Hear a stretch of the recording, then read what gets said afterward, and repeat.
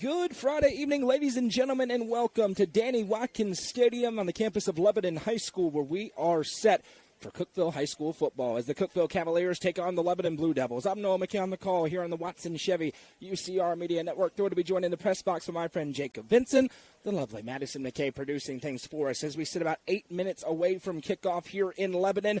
It was supposed to be a hurricane tonight. It is not. There is a little bit of wind, but Jacob, the rain has subsided. It's really stayed away. And we've got a pretty decent night for high school football, all things considered. Yeah, it's a bit breezy going from right to left as you look at the field right now, and it's going to be straight. Either you're going straight into the wind or you're going straight downwind. So either way, it might help you a lot. It might hurt you a lot.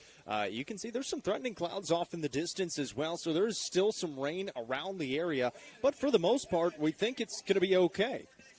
It is a Region 4 6A matchup tonight. We'll take a break for the national anthem and come back and preview it as the Cavaliers face off against the Blue Devils. This is Cookeville football presented by the CHS Chain Gang on the Watson Chevy UCR Media Network.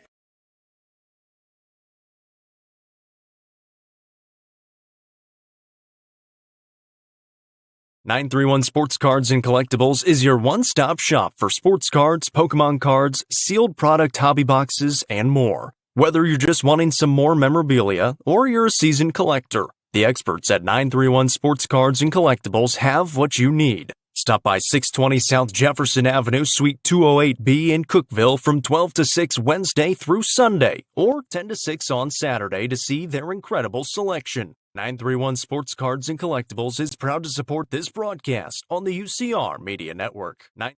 The Real Estate Collective is a team of experienced, licensed real estate agents serving the entire Upper Cumberland region. Whether you are looking to buy or sell, the RICO team is ready to serve you. With a focus on people over profits, you can rest assured the Real Estate Collective can help make your real estate dreams a reality. Call 931-559-9500 for more information or see their current listings at letsgorico.com.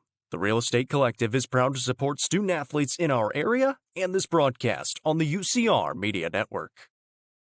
Tee Up is the Upper Cumberland's brand new indoor golfing experience. With 3 state-of-the-art simulators, you can work on some of the world's best courses, all in the comfort of their climate-controlled facility. You want to know how you can improve?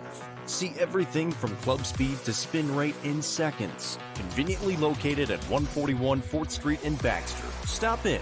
Visit them online at teeupgolfclub.com or call them at 931-559-GOLF to reserve your simulator today. Tee Up is proud to support this broadcast on the UCR Media Network. What if opportunity was all in a day's work? We find new ways to make vacation dreams a reality. And that inspires me to do my best work every single day. What if you can make a real impact in people's lives with a team that cares? What I do matters, not just for guests, but for my team. We rely on each other each and every day. What if your work inspired fun and moved people? We put the world on vacation. Our job is to make people happy. Inspiring travelers around the world to live their best lives never stops being fulfilling. At Travel and Leisure, what if can be what is. Stop wondering. Join the travel movement and start a career where memories start with you.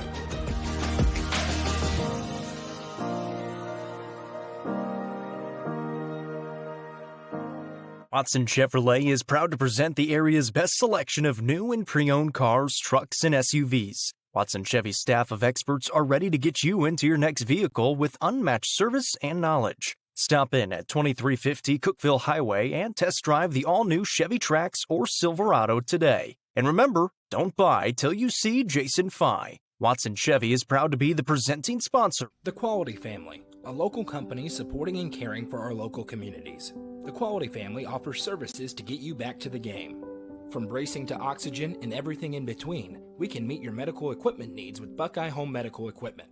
If you have an in-home need for strength and conditioning, for example after a surgery or injury, Quality Home Health is available to provide individualized care while you are on the mend. For those with end-of-life diseases, Quality Hospice is available to provide nurturing care during those difficult times. Choose the Quality Family of Services for care within your community. Visit thequalityfamily.com to navigate all we have to offer you.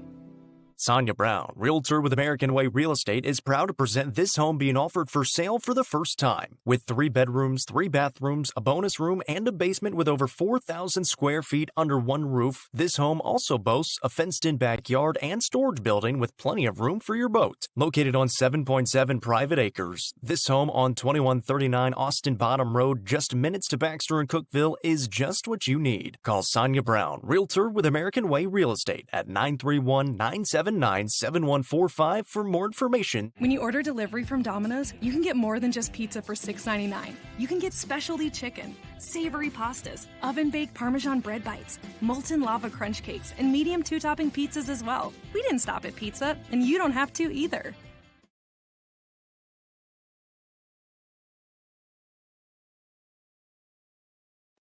Welcome back. Moments away from kickoff here in Lebanon. It's a Region 4 6A showdown between the Cookeville Cavaliers and the Lebanon Blue Devils. I'm Noah McKay, joined by Jacob Vinson.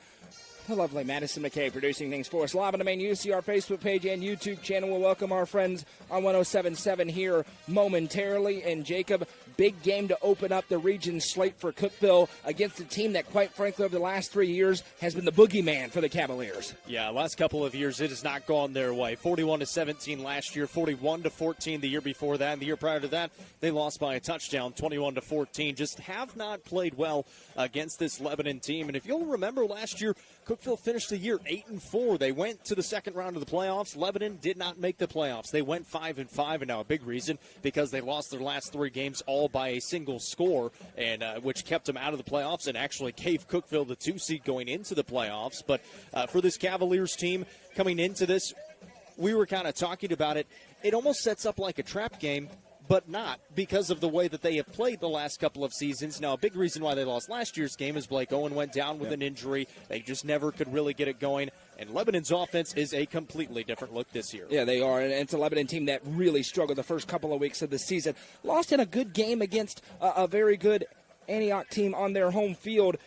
Then got boat raced against Upperman in week number 2, 41-14. The Antioch game was 34-22, but they got their get-right game a week ago against Warren County, a down Warren County Pioneers team, 35-0. No problem in McMinnville for the Blue Devils. Coach Gentry hopes that got their team some more momentum entering this game, a game that Lebanon probably has a lot of confidence given what they've done the last couple of years against this Cookeville team. As we're about to have the coin toss, I know you have the captains there, Jacob, for the Cavaliers. Captains for the Cavaliers, same as they have been for the first few weeks. Joseph Owens, a senior wide receiver and a defensive back as well. Blake Owen, Thomas Johnson, and Lucas Harden, the 4 seniors for the Cavaliers. For the Lebanon Blue Devils, it's going to be Deuce Edwards, the transfer in for the Blue Devils. Isaiah Mariah, their quarterback. Tyler Hurst on the offensive and defensive line. And Sutton Hinesley on the offensive and defensive line as well. Lebanon has won the toss. They've deferred their selection to the second half, so Cookeville... This is actually... It's an interesting decision because of the wind. It works out for Cookeville because, it's blowing, and it's actually a little bit lighter right now than it has been as we've kind of gotten ready for this game, and so they're going to choose to go downwind to start off this football game. So now Cookeville has deferred it back and chosen to give the ball to Lebanon. I don't know if I've ever seen that happen before. I'm sure it has. So now Cookeville, I believe, is going to get the second half kickoff. We will have to wait and see for that.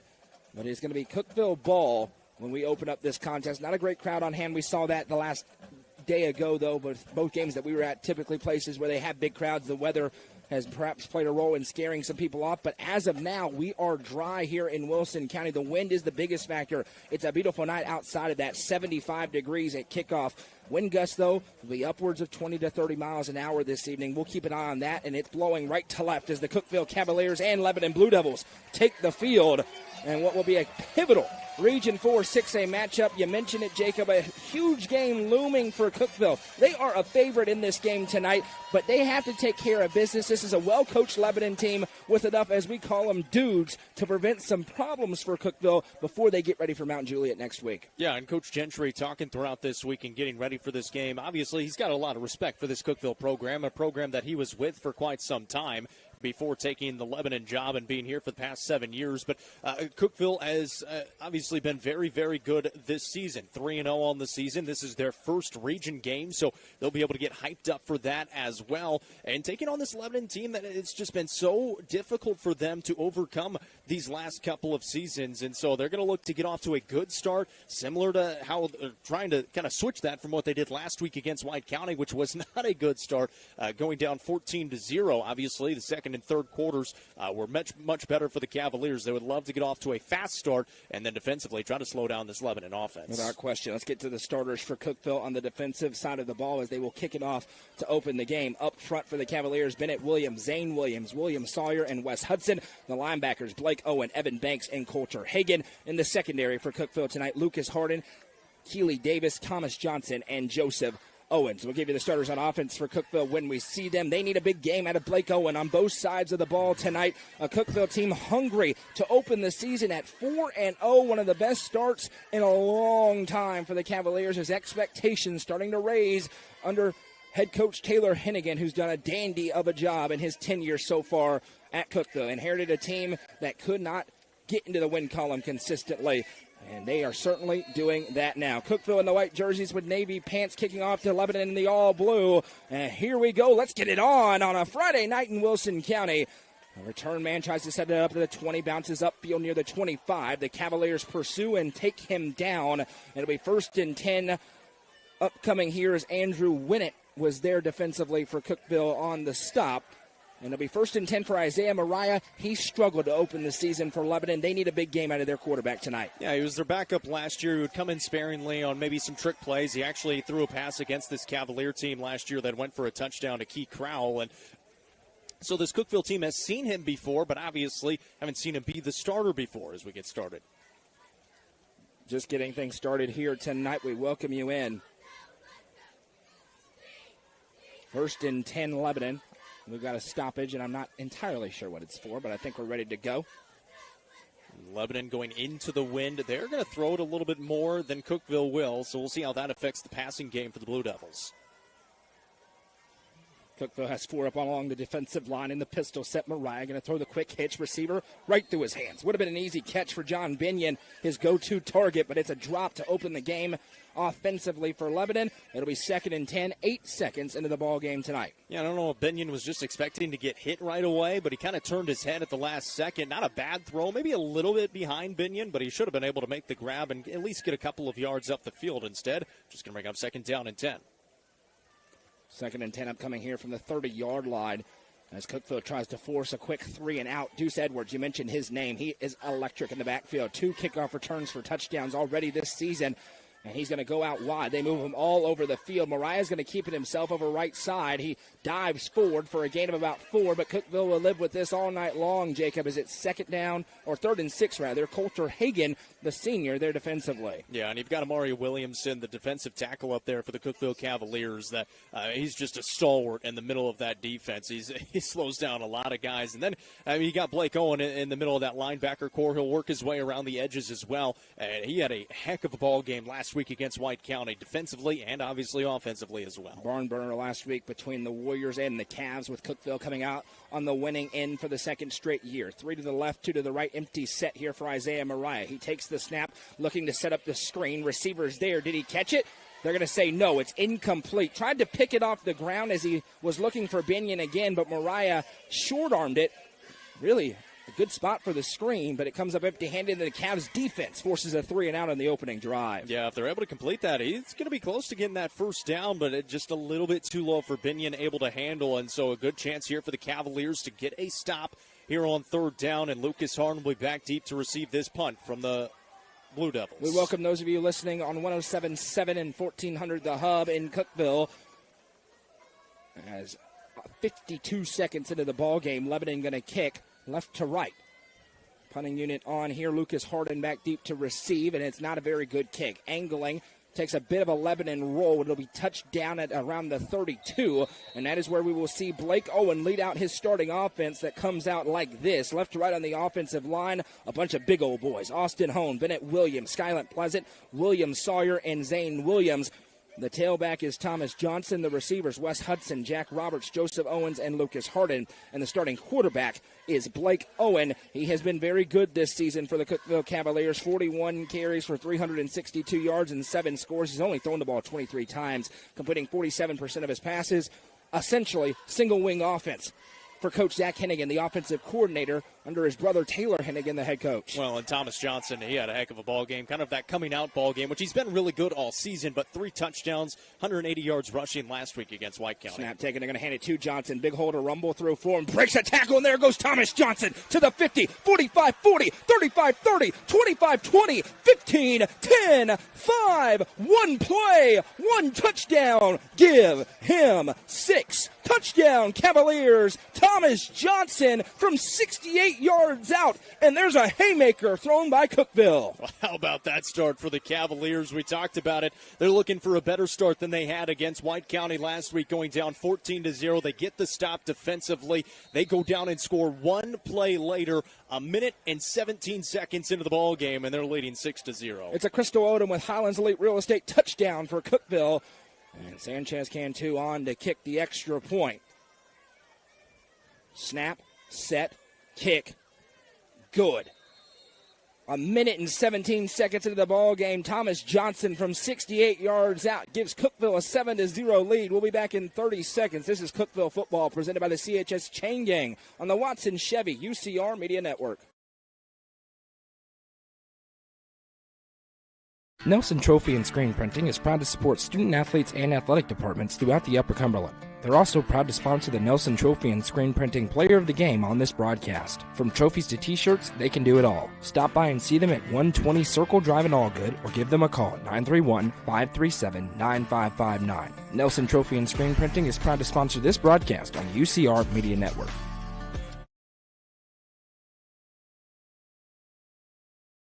Welcome back. It is already 7-0 Cookeville, 1 minute and 17 seconds in, and they did not get the ball first. Force a 3-and-out on defense. 1 play, 1 touchdown for Thomas Johnson, and that was a big-time run there for him. It should have just been a 7-yard gain. Yeah. It should have been a good gain on first down and set up second and short. Instead, he did something that he did all of last week against White County. He sheds defenders. It is so hard to bring not only Thomas Johnson, you got to deal with Blake Owen as well, and you really think of Blake Owen being that physical back, but like Coach Shanks and I talked about on the broadcast last week against White County, Thomas Johnson is a very physical runner in his own right. Kickoff is away, and they're kicking it away from Deuce Edwards. This one's bobbled. It's rolling back towards the 5. Now they're trying to set up the return, and there is nothing doing. He is taken down at the 5-yard line. Blake Barrett there in kick coverage. Nothing doing for Damian Calloway. And now Lebanon, it is gut check time for Coach Gentry, who, of course, has deep roots within the Cookeville program, former defensive coordinator. It's 1st and 10 from their own 5-yard line. Cavaliers playing with their hair on fire here tonight. Well, and we saw Cookeville bring a little bit of pressure on 3rd down in Lebanon's first offensive drive. Now on the 5-yard line, you'd expect him maybe to bring a little bit of pressure, but you got to be careful with those deep shots. Mariah's got a pretty good arm. However, it is straight into the wind here, going from left to right. That was the 6th touchdown of the season for Thomas Johnson, by the way. Still have not seen Deuce Edwards touch the football. We'll see if that changes. It does. He gets the ball now. He tries to cut upfield at the 5, and great pursuit by the Cavaliers, taking him down immediately. No gain on the play.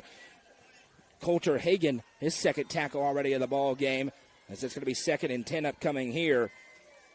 Also there for Cookeville, Joseph Owens, the senior wide receiver and defensive back. And something Cookeville kind of had to make an adjustment to last week was containing Trip Pinion. And obviously the rest of the players for White County did a good job that time. The linebackers stayed in their lanes up the middle that time. He tried to bounce it outside, and 3 different guys were able to get there. It's a Tennessee formation. 2 receivers stacked each way as Deuce Edwards goes on the left hip of Isaiah Mariah. Mariah has the snap. He's going to fire the quick screen to the outside, and this again, nothing doing. Loss of a couple on the play. Cookeville flying to the football. Wes Hudson, the senior. Coulter Hagan there as well. And it's a loss of 2, and now Cookeville can pin their ears back and try to get 2. And they made full substitutions, brought in 5 different guys here, so a little bit more speed coming onto the field here on this 3rd down. Could not draw it up better if you're Taylor Hennigan on that Cookeville sideline. We are only 2.5 minutes into the ball game. 2nd drive for Lebanon, and they have gone backwards so far. 3rd and 12. Cumberland County leads Pickett County 14-0 early first quarter. Goose is there tonight. Going to watch that ball game. 2 receivers each way. Snap taken. Now they're going to turn and head to Edwards. Edwards has a hole to rumble through. He's past the 10. Edwards now wiggling forward to the 15. This is close. There's that electricity of Deuce Edwards, and I think he's got enough. We'll wait and see on the official word. I think he's got it. Thomas Johnson there defensively. Yep. They give it to him. And it is going to be enough for a first down for Lebanon. Deuce Edwards. They ran that play earlier in the drive, that little screen to the outside. They fake it, and then they hand it to their electric back. And that's something they had to deal with Trip Pinion last week, too, is where he would kind of act like he's throwing it. He'd hand it off behind his back. He did it a couple of times. Similar play that time with the misdirection. And good job by Deuce Edwards. Again, is a prolific back and finally able to get a touch and a good touch in space. I don't know the story, but he transferred here from Mount Juliet in the offseason. Snap taken. Going to turn and hand it to him again. Now he tries to wiggle through the defense, and Cookeville's linebackers fly to the football. Host of Cavs in there defensively, and they got their money's worth on a stick. One of the Blue Devils is a bit slow to get up. See if he's able to. He's not going to be, so maybe. Oh, now he's getting helped up to his feet, and he is feeling it. He needs to go down. Yeah, he needs to go down here. That's big number 77, Javon Kaysen, the junior. Make a sub for him. And they're just going to sub him out. Coach Gentry is just telling him to go down because you're essentially wasting time off the play clock. It's already down to 17. If they have to take a timeout here, that's going to be pretty poor time management for Lebanon. They're down to 10. They're about to have to take one, and Coach Gentry is not happy at all. 7 seconds as they break huddle. And he's out onto the field signaling for the timeout, and that's an unforced error for Lebanon and a break for Cookeville as they force their opponent to burn a timeout. 7:43 to go in the first quarter. 7-0. Lebanon needs – they don't necessarily have to score here. They had to stop that momentum because Cookeville was rolling all the way downhill. Well, they got the first down. That's a good start. And it came on 3rd and 12 as well, so you get a little bit of that juice going offensively. And listen, this is a team in Lebanon that had some dudes last year on offense. They had Key Crowell, who's a tremendous player, playing at the Division I level now, and they had a few different guys, but they still have Damian Calloway. They still have Deuce Edwards out there, and Mariah in his own right. He can sling it a little bit. So they've got some guys on offense that can make some plays. And really, for Cookeville, defensively, they've been tested these last couple of weeks. Obviously, had to deal with Trip Pinion in the White County offense last week. A little bit different look here with this Lebanon offense and a 6A offense as well. But it's kind of working out for Cookeville right now, especially if they're able to get the win this week, because then they get to face one of the best teams in the state next week against Mount Juliet. 7:43 to go in the first quarter, and the importance of these games for Cookeville. To make the playoffs, to also be high up, to avoid having to face Oakland for as long as possible in the postseason. You'd rather see them after they have to play a couple of playoff games. Play fake. Mariah, he's being pressured. Little jump pass. Receivers there, makes the catch. It's Damian Calloway. He'll be pushed out of bounds, but not before a gain of about 4. Coulter Hagan there again defensively, but that's a pretty good job by Mariah with a man in his face as he had big Tez Neal bearing down on him. Yeah, Wes Hudson was up there as well off that left Wes edge. Hudson, my apologies. He did a tremendous job reading that as well on the option, making sure it stayed with Mariah. Let us know in the comments who you are, where you're watching from, who you're cheering for. Hit like, subscribe if you're watching on YouTube. Trying to get those subscribers up near 2,000 here before the end of football season on YouTube. Looking for 42,000 Facebook followers in the next couple of weeks on our main page. 2 receivers to the left. Mariah with a high snap, going to hand to Edwards. Edwards jump cuts through and finishes with a little second effort, a gain of 3, and it's enough for a Blue Devils first down. Evan Banks there defensively. There was a really good block on the outside by Quentin Moore on that right side to open up the gap just enough for Deuce Edwards to get forward. He needed 3 yards, and he looked like he got about 4 in the process, so a really good run that time. You can tell, Jacob, Deuce Edwards is one of those guys. He gets the ball in his hands, and good things are happening for Lebanon. Quite frankly, the game we saw here a couple of weeks ago against Upperman, they didn't give him the football enough, and they paid the price for it, trying to get it to him earlier here in this one. 7:10 to go in the first quarter. It's 7-0 Cookeville on a long touchdown rush by Thomas Johnson. Now they're going to go with a 4-receiver set, 3 to the left, 1 to the right. Mariah has the snap, and it's a quarterback run the whole way. He rumbles through a hole and more. Mariah spinning past the 40. It's a gain of 14 and another Blue Devils first down. The drive started on their own 5. They're out to the 41. Now, this is a really good drive for Lebanon, and you said it. They needed something good to happen here. Now they've got a few first downs going, and especially after starting on your own 5-yard line and giving up a touchdown, you needed a drive like this put together, and obviously if you'd like to get it into Cookeville territory.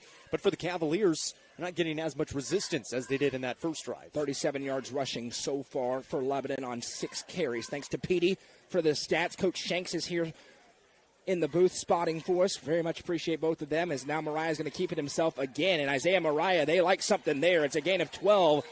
Make it 11 as he's got 25 yards on the last 2 carries. Blake Owen brings him down. Quarterback run game working right now for the Blue Devils. Yeah, Blake Owen gave him a lick at the end of that one as well, kind of hanging on his back and making sure he knows how big Blake Owen is. 1st and 10 Blue Devils, who have found something on the ground here. They're on the Cookeville 48, starting to put an impressive drive together. Score update on the Midstate Motorsports scoreboard. Cumberland County now rolling past Pickett County, 21-0. They just picked off an option pitch and ran 80 yards the other way. The Jets are scheming themselves up a W. 2 receivers to the right, 1 to the left for Mariah. Throws the quick hitter. This time it's caught.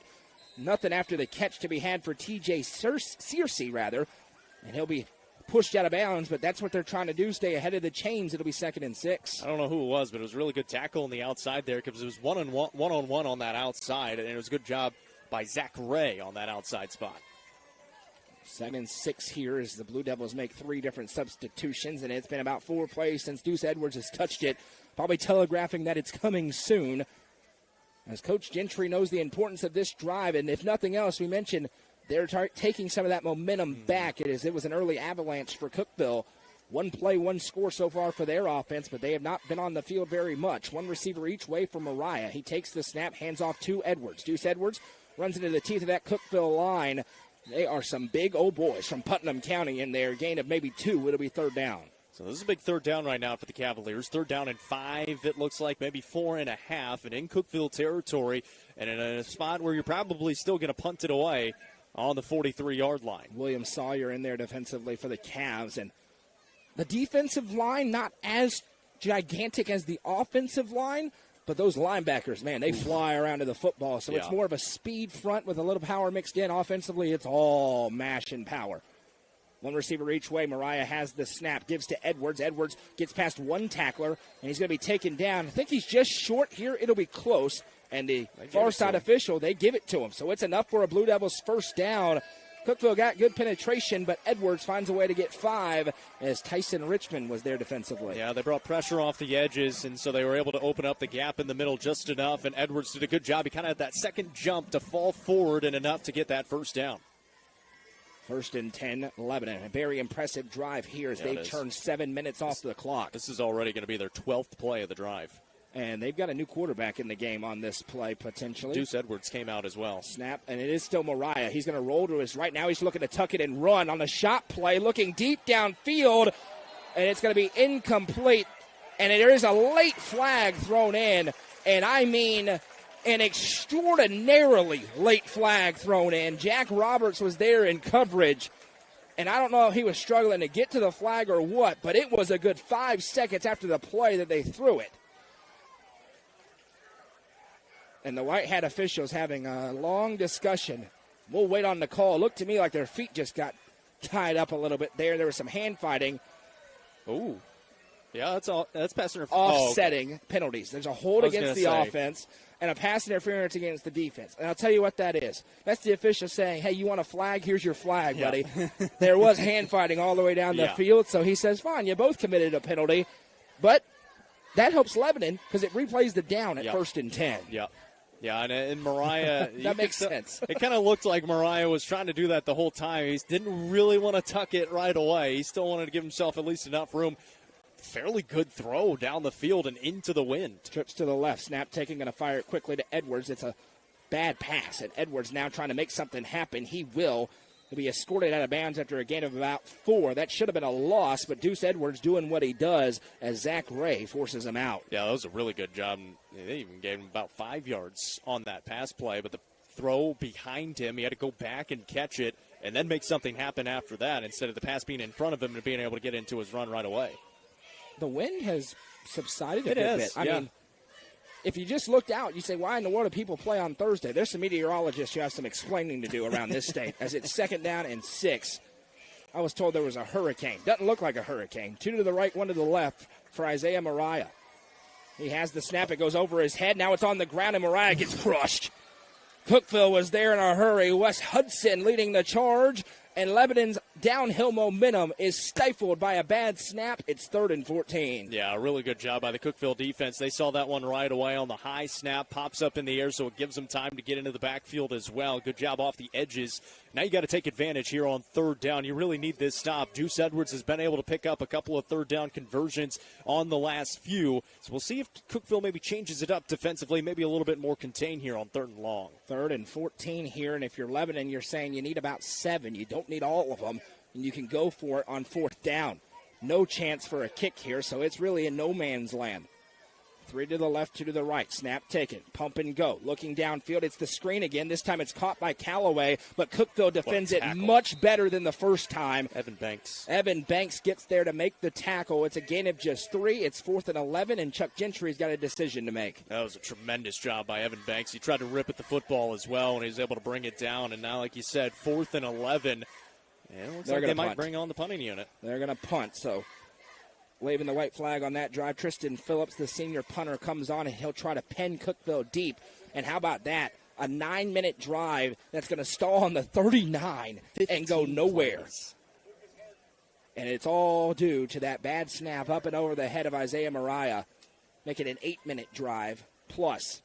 Phillips has time, gets away a spinning kick, depends on the bounce, and it takes a vertical hop, and it is a tremendous punt by the senior. And they will touch it down at the 9-yard line. So he does the job for Lebanon.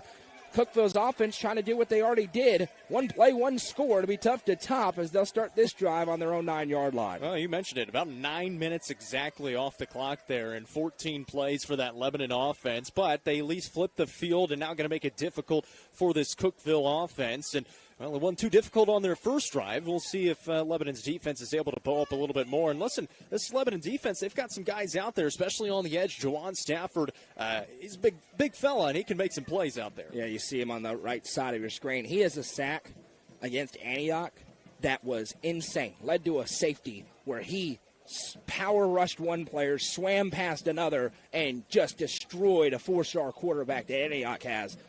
Owen motions a man. It's a high snap. Blake Owen going to keep it himself. Owen lowers those pads and gets forward. Still not down yet. It'll be a gain of about 5 for the Cookeville Cavaliers, which is right on schedule. Yep. Yeah, they wrapped him up around the ankles. He was actually still up as he was holding himself up, and then finally someone just kind of sat down on his back and obviously stopping his forward progress as well. But at least gives yourself a little bit of breathing room, about 5-6 yards on that first down carry for Owen. Hope you're enjoying the new camera. Thanks to our sponsors who made it possible to be able to continuously upgrade our equipment. We got the Game of the Week kit here tonight, and we've got a whistle and a stoppage. Thomas Johnson, uniform, yep. Equipment issue, so Johnson has to come out for a mouth play. Guard. It's going to be 2nd down and 4 after a gain of 6 on first down for Blake Owen. He's going to get the play call. Usually Blake Barrett, fair, yeah. who comes in, the junior. Hard count, got him. Automatic. Sonia Brown with American Way Real Estate, first down. They got Quentin Moore to jump early, and I know Jeremy Tollison, it's not an automatic, but it is as it moves in this the case, chains. it is. It's enough for the first down. That's a senior with the hard count, and it works. And that really helps you get some breathing room if you're Cookeville. They're down to the Lebanon 20. Yeah, and Quentin Moore, he had a really good game against Warren County last week. 7 tackles, 3 for loss, a fumble recovery as well. And this was a Lebanon defense that had 3 interceptions last week. They're not going to have a chance for 3 interceptions this week. There may not be 3 passes this week. Owen in the gun, which would be right on cue for them to throw the football here after I said that. Exactly. They are downwind. They will not be in 60 seconds. We'll see if that plays any sort of a role. Spoiler alert, it probably won't. Barrett gets the play call from his quarterback. Owen has the shotgun snap. Going to play fake, keeping himself around the left side. There's room for him to rumble. There could the cut by Blake Owen to the 35-40. Owen still on his feet past midfield, spinning off of tacklers, and they finally bring down the quarterback. But that was nasty in the open field by Blake Owen. A gain of 37 yards on the carry that time by Blake Owen, and there was one, it was almost like a slow-mo juke because he really didn't throw the juke that hard, but he had the guy on the ground and got himself some extra yardage, and it took 5 different guys to bring him down and did a good job of securing the football at the end of it as well. It's a Sonia Brown with American Way Real Estate, first down, and Blake Owen quickly back up to the line, and they're going to check over. They do have to run one more play, 16 on the game clock, 10 on the play clock. Cookeville moving it on offense in this first quarter. Looking for more. Has the snap. Is going to throw the quick hitter to the outside. Receiver makes the catch. He'll be cut down after a gain of about 5. Andrew Winnett there defensively. And the horn will sound at the end of a good first quarter for the road team. After one, it's Cookeville 7, Lebanon 0. This is Cookeville Cavalier football presented by the CHS Chain Gang on the Watson Chevy UCR Media Network. The Crouch team with Highlands Elite Real Estate proudly presents this home on Meadow Road in Cookeville. With 4 bedrooms and 2 bathrooms, this beautiful brick ranch could be your forever home. Call 931-979-1191 for more information and to schedule a showing, or visit ChadandAmyCrouch.com. The Crouch team with Highlands Elite Real Estate is a proud sponsor of this broadcast on the UCR Media Network. Fire and Vine in Cookeville is the Upper Cumberland's home for delicious Chicago-style pizza, beef, chicken, fish, and more. Located in Cookeville's historic downtown district, Fire and Vine's food and atmosphere will keep you coming back for more. Take in stunning views with the UCR team on Tuesday nights at 7, live for the UCR Coaches Show from the rooftop. Fire and Vine is a proud sponsor of this broadcast on the UCR Media Network. Welcome back. First quarter stats for Cookeville. They lead 7-0. 3 rushes for 110 yards. That'll get it done. Lebanon 10 carries for 46. They had a long drive that was stymied after a snap went over the head of their quarterback. Cookeville looking for more, leading 7-0. We are presented in the first half by the CHS Chain Gang. We appreciate them and that group of guys for helping make it possible for us to be here tonight. 2nd and 7 for the Cavs. Blake Owen going to keep it himself, more room to rumble through, and there he goes. 15, 10, 5, give him 6. Touchdown, Cavaliers, gashing the Blue Devils defensively. Blake Owen from 41 yards out, and Cookeville adds on. How about that from the Cookeville Cavalier offense? They've been on the field twice. They have run a total of 6 plays and have over 154 rushing yards, an average of 31 yards a play, and have now scored 13 points. It's a Crystal Odom with Highlands Elite Real Estate touchdown for Cookeville. Sanchez Cantu on to make it 14-0. And whatever demons they were dealing with the last 2 years are gone. Snap, set, kick. Would have been good from 70, and it's 14-0 in favor of the Cookeville Cavaliers. We'll be back in 30 seconds. This is Cookeville football presented by the CHS Chain Gang on the Watson Chevy UCR Media Network. All Sports and Outdoors in Jamestown is the Upper Cumberland's best sporting goods store. From cleats to camping supplies and everything in between, this family-owned store has it all. Hall Sports and Outdoors is proud to support our community, including student athletes throughout the Upper Cumberland. Stop in at 207 South Main Street or visit their website at hall42.com. Hall Sports and Outdoors is a proud sponsor of this broadcast on the UCR Media Network.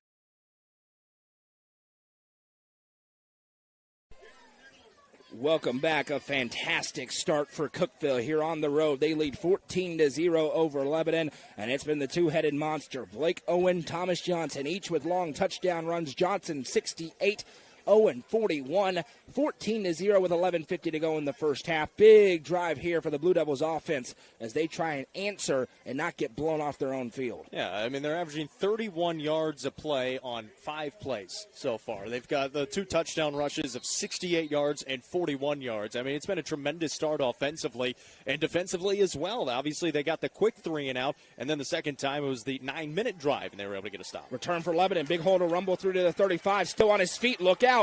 Breaking through tacklers. Big block thrown to the 45. The ball pops out, and Cookeville says that they have it. And they do. Cookeville football as Stafford has it punched out after a huge return, and the Cavaliers get it back, erase that return, and they're looking for more. How about that from the Cavaliers? And you can actually see it as he's cutting across the field. There's like 2 different guys just going punching at the football. Obviously, they were still doing it as he got closer to midfield, and now setting up in great territory, in Lebanon territory at the 48-yard line. 1st and 10, Cookeville, working left to right on your radio dial if you're listening on 107.7. We welcome you in as well. Blake Owen coming off a touchdown rush on his last carry, has Thomas Johnson on his left hip in the backfield. Motion man across is Hudson.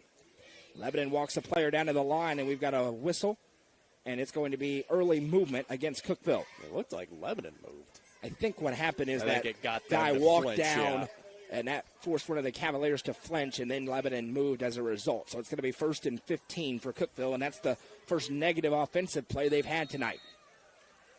Yeah, just backs them up the 5 yards. Heck, the offense hadn't been out there a whole lot. 5 plays for 154 yards. 2 minutes and 28 seconds total.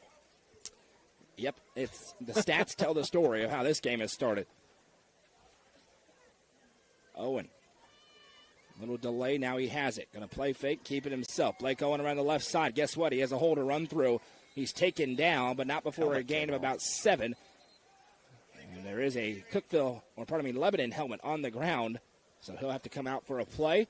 They erase the penalty yards, and it's going to be 2nd and 7. Yeah, a really good job, and heck, he got maybe 8, almost 9 yards on that carry. Gets rid of the penalty yardage, and now kind of back on schedule as well, especially for this offense, 2nd and 7. 2 receivers out to the right, same formation we just saw. Is it Johnson or Owen who's about to get the football? We'll wait and see. It's Johnson. Johnson jukes off of one tackler. Now he's still on his feet somehow, but the cavalry arrives for Lebanon. Good pursuit for the Blue Devils. Loss of 3. And make no mistake about it, Jacob, Lebanon has to figure out a way to get a stop here if they want any chance in this football game tonight. Well, and you saw it there again from Thomas Johnson. Very rarely does the first person that gets to him take him down. He bounces outside and then just got tripped up just enough for the rest of the linebackers and defensive line to get there and able to bring him down. And a really good job by the Lebanon defense to gang tackle him. And now 3rd down and 10. This is a huge play for the Blue Devils defense. First time we mentioned his name in a play, Jawan Stafford able to finish off Johnson there. 3rd and 10 as Owen motions a man across the line. Has the snap, dropping back to pass. Breaking news, throws the wheel. Receiver's open, and he makes the catch, and he tiptoes. Where did he step out? Short. It's going to be 4th and short, and I promise you, Taylor Hennigan's leaving the offense on the field here on 4th and 1. As he found Jackson Jones on that little wheel out from the fullback spot. And on 4th and 1, the only question is 6 or 1 carrying the football? I'm giving it to 6. I think you're right. And Coach Gentry knows it and wants to talk about it here. It's going to be 4th and 1, timeout called on the field with 10:18 to go in the second quarter. I'll remind you, join us Tuesday night.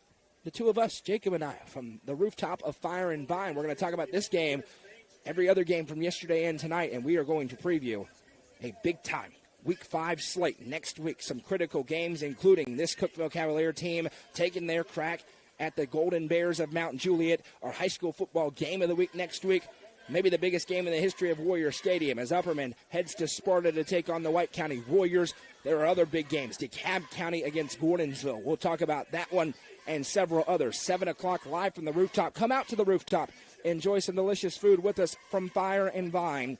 Again, on Tuesday night. It'll also be live on the main UCR Facebook page and YouTube channel. It'll be a lot of fun. Always fun up on the rooftop. Give our picks. Good atmosphere. We'll give our picks if we remember them. I normally don't when we get to the end of it. I'm 22 for my last 22, Jacob, and tonight so far looks pretty good. Yeah. I'm cooking. Hey, I'm getting this one. Nobody's been able to call me stupid for a while.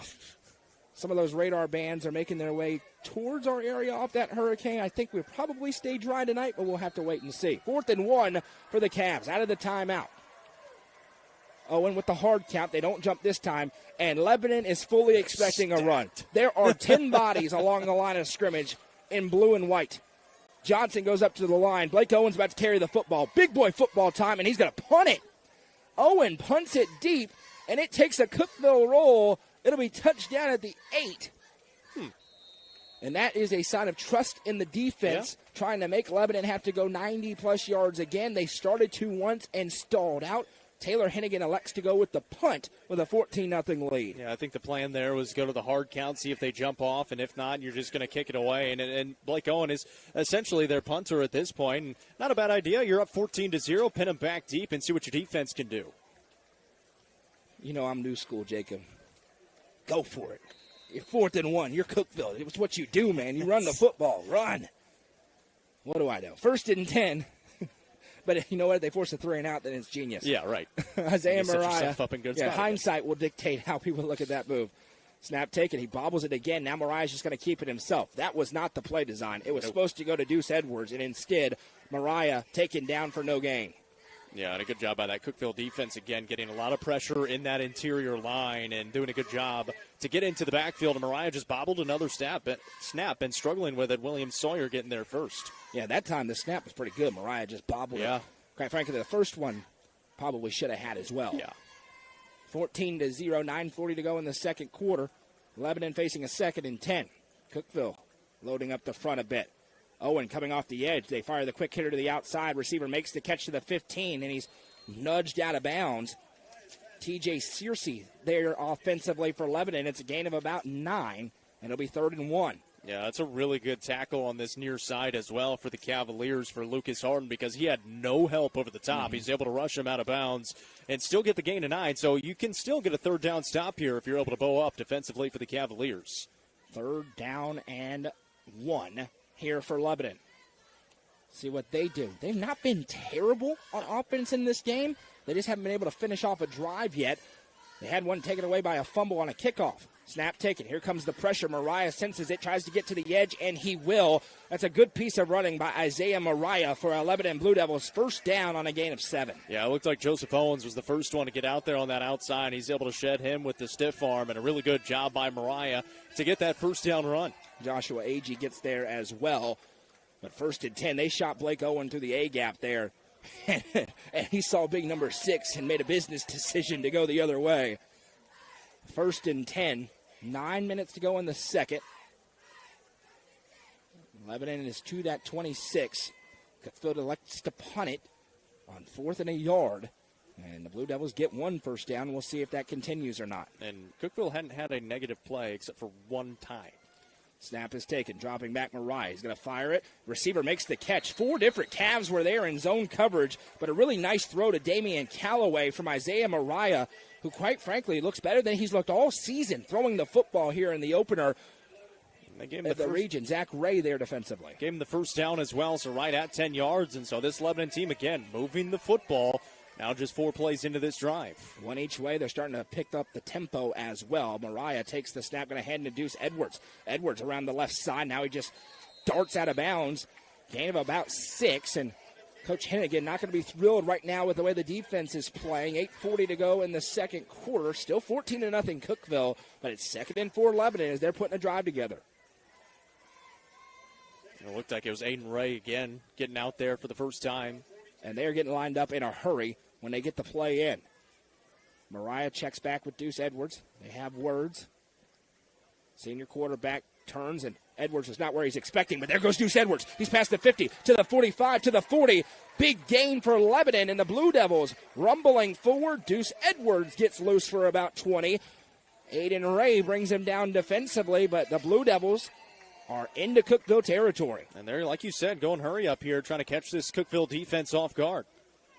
And they're motioning people all over the place to get into the right formation. Mariah, the quarterback, checks back towards his head coach and offensive coordinator. You said it, too. Mariah even turned the wrong way on the handoff, and Edwards still able to make a nice gain. And now we've got a whistle, and this could be a drive killer. On 1st and 10, illegal motion. Yep. Or legal procedure, rather. It's a 5-yard penalty. Makes it 1st and 15. And if you remember the last drive Lebanon had, they got to about this spot, snap over the head, killed the drive. Cookeville hoping that happens again as TJ Searcy jumped a little bit early that time. Yeah, they had about 3rd down and 4 to go that time. And then the 9-yard snap behind the line of scrimmage backs them up those 9 yards. This time just backs them up 5, and so a little bit more manageable on 1st and 15 rather than 3rd. 1st and 15 here as they send 2 receivers to the right, 1 to the left in the pistol formation for Isaiah Mariah. 10 on the play clock.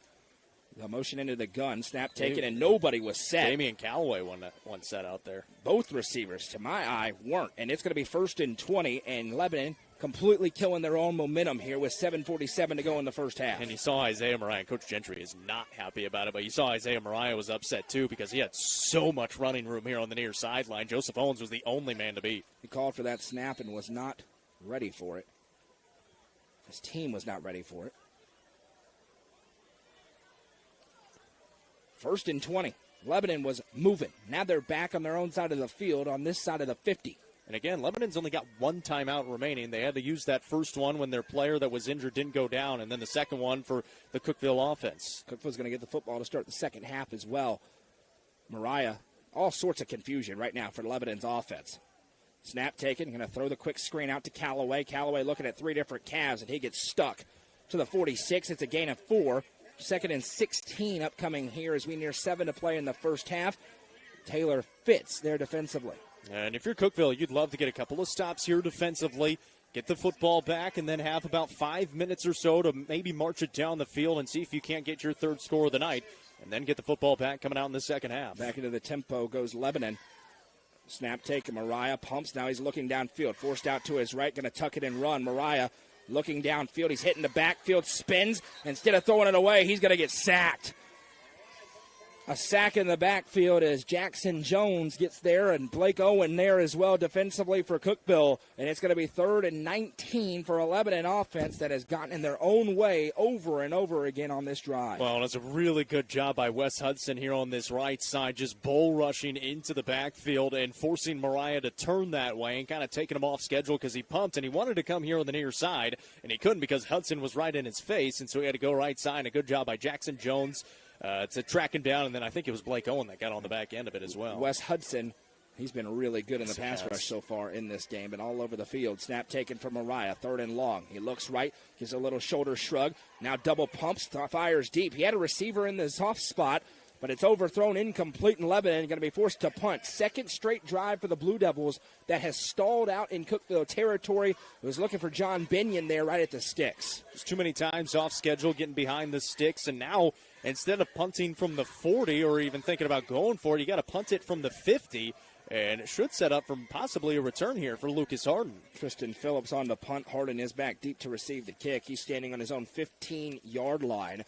See if Cookeville tries to block it. Not yet, as Phillips will get a really good kick away. Harden does have a return. It goes through his hands, and it's recovered by the Blue Devils. The spinning punt went right through his hands, and Lebanon falls on it.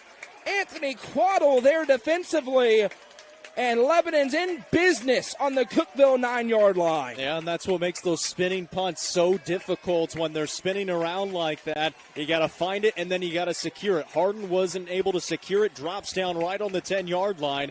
And now the Blue Devils are in business. You get a score here, and you're only down 1 possession with still 5 minutes to go in the first half. New energy for a home crowd that had been neutralized so far by the dominance of Cookeville. And now they have life. 1st and goal, Lebanon on the 9-yard line. 5:46 to go in the first half. Cookeville leads 14-0. Each team now has turned it over on special teams with fumbles. And now under center in the Maryland I is going to be Isaiah Mariah. Has the snap. Going to turn and hand off to Edwards. Edwards bounces it upfield to the 5. He's down right at the 5. Where to be 2nd and goal. Blake Owen saves the touchdown with a tackle. Yeah, and the Cavaliers did a really good job getting penetration up the middle, but Edwards, again, he's able to bounce around a couple of defenders and get through his blocks in time to make it a good gain of about 4 yards. 5:25 and counting to go in the opening half. Lebanon has withstood the tide pretty well so far that Cookeville came out with. We're not done yet. And again, you'll remember this came after Cookeville decided to punt it away rather than going for it on 4th and 1. Back into the jumbo set. Mariah under center. And we've got a whistle and a timeout. That's the final timeout by Lebanon. And I think this is Taylor Hennigan calling this timeout potentially. It is. Okay. Beg your pardon. So Coach Hennigan wants to bow up here. An opportunity for Cookeville. They haven't surrendered the points yet to try and see if they can get a goal line stand. And now you start to look at this Cookeville defense has been out there a ton. 14 minutes and 52 seconds of time of possession so far for Lebanon. Now that's a testament to the quick strike offense that Cookeville has had, but still some of those big boys up front starting to get a little bit gassed. Well, yeah, they've had drives of 2 drives ago. They had 14 plays. Their last drive, which I guess could be a continuation of this one, about 10 plays. And then obviously now deep into Cookeville territory where Cookeville defense is going to try to bow up here. They burned their first timeout, still have 2 timeouts remaining. They would love to get a stop here and maybe try to force a field goal. And who knows if Lebanon even tries a field goal in this situation or if they're trying to go for it down 2 scores. Lebanon 4-7 on 3rd downs in this game as well. For the Blue Devils, 14-0. But I think if you're Chuck Gentry, you're saying you're still in this football game in this 6A matchup in Region 4. But defensively, you haven't gotten anything. They got, technically, I guess, they forced a punt. For the punt, technically. I still would have gone for it. Under center goes Mariah. Back in this jumbo set, has the snap. He's going to play fake, rolls to his right. Receiver is wide open in the end zone, jumps up, and he can't make the catch. He was wide open, and it's 3rd and 5. I'm guessing it was Damian Calloway out there, who's usually out on the edge. And it was actually, I think, Jordan Jewell, the senior, who's a linebacker and running back, came out of that jumbo set and rolled out. It was Juwan Stafford, number 9, Stafford, and it was a high pass. He had to try and go up and worrying about tiptoeing to stay in. Listen, he's an edge rusher. He's not a receiver. And I can't believe they haven't given the ball to Deuce Edwards twice in a row. I really can't. They might right now. And the next time. They should have on the last play. 3rd and goal from the 5 here, and they're going to go back into their traditional set. One receiver each way. Edwards behind Mariah for now. Mariah has the snap. There is Deuce Edwards. Edwards gets caught from behind, and he's going to get drugged down. Wes Hudson there first defensively, and Cookeville's on the doorstep of a gigantic goal line stand. 4th and goal from the 6. That was about a loss of a yard as well on the play. Backs him up to that 6-yard line. Tremendous job. And you said it, Wes Hudson getting that penetration, then able to slow him down just enough for the rest of that Cookeville defense to get there. And, yeah, if you're Lebanon, I think you got to go for this on 4th and goal from the 6. The difference between 14-3 and 14-0, really nothing. Especially with Cookeville getting the ball back, starting out the second half. 4:25 to go as they break the huddle. 13 seconds on the play clock. Mariah trying to get his troops in line. He's going to send Edwards out wide. They're going to run out of time here, guys. 4 seconds, 3 seconds, 2, and Chuck Gentry has to call timeout. As it took Lebanon forever to get lined up, and he is not happy as they burn their 3rd and final timeout with 4:13 to go in the second quarter. So now, even without those timeouts, even if Cookeville is able to march it down the field, Lebanon gets the ball back, they're not going to be able to stop the clock. We'll be back in 30 seconds. Don't go anywhere.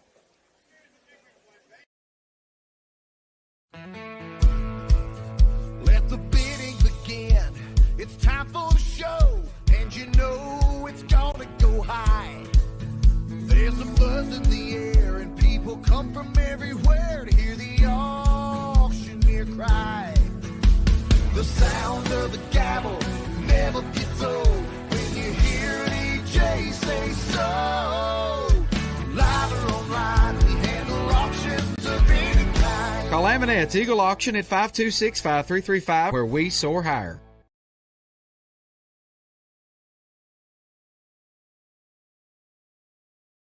Welcome back. Big moment in the ball game in this Region 4 6A matchup. 4:13 to go in the half. It's 14-0. Cookeville. Lebanon has a 4th and goal from the 6. They had a 1st and goal from the 9.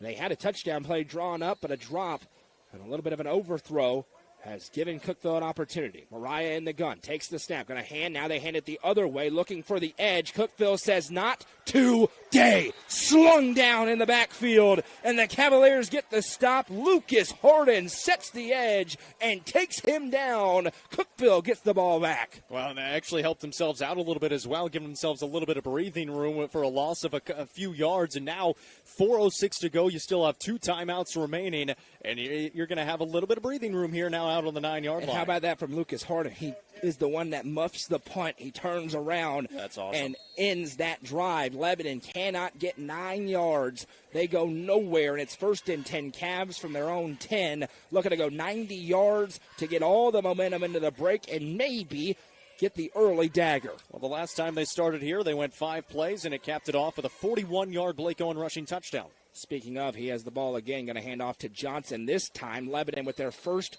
run stuff of the game. 3 different Blue Devils there. Loss of a yard. It'll be 2nd down and 11. Yeah, able to bottle it up in the middle that time and see if maybe they try to go to the edges a little bit more. We'll see Cookeville go to that screen passing game just a little bit. We've seen it once to Winnett earlier on. Quentin Moore leading the charge there defensively, and no timeouts left for Chuck Gentry. They've had to be burned on offensive miscommunication, so 3:35 to go in the half. That's a break for Cookeville. They really don't have to worry about Lebanon getting the ball back with too much time if they keep it on the ground. 9 seconds on the play clock as they have a little check to the sideline, down to 5. Blake Owens running out of time. 4, 3, 2, 1. Has the snap, hands to Johnson. Johnson hit at the line of scrimmage, gets what he can, but that's a gain of 2. And now 3rd and 9 here.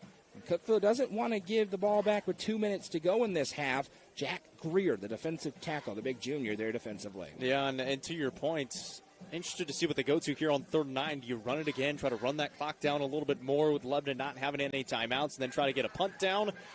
Or do you draw up your best play and try to get the first down? 2:50 to go as they break huddle. 2 receivers to the left, 1 to the right for the Cavs.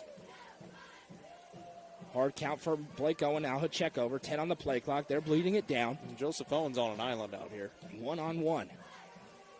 4 seconds, and Coach Hennigan, I think, going to call timeout. Yeah. He is. So they do run it all the way down, and with 2:31 to go, they're going to try and draw something up at what will be a 3rd and 8. We'll have it when we come back. Don't go anywhere. Loading the kids in the car, brokering peace in the back seat, mastering the snack handoff without even looking. Why are simple things sometimes so complicated?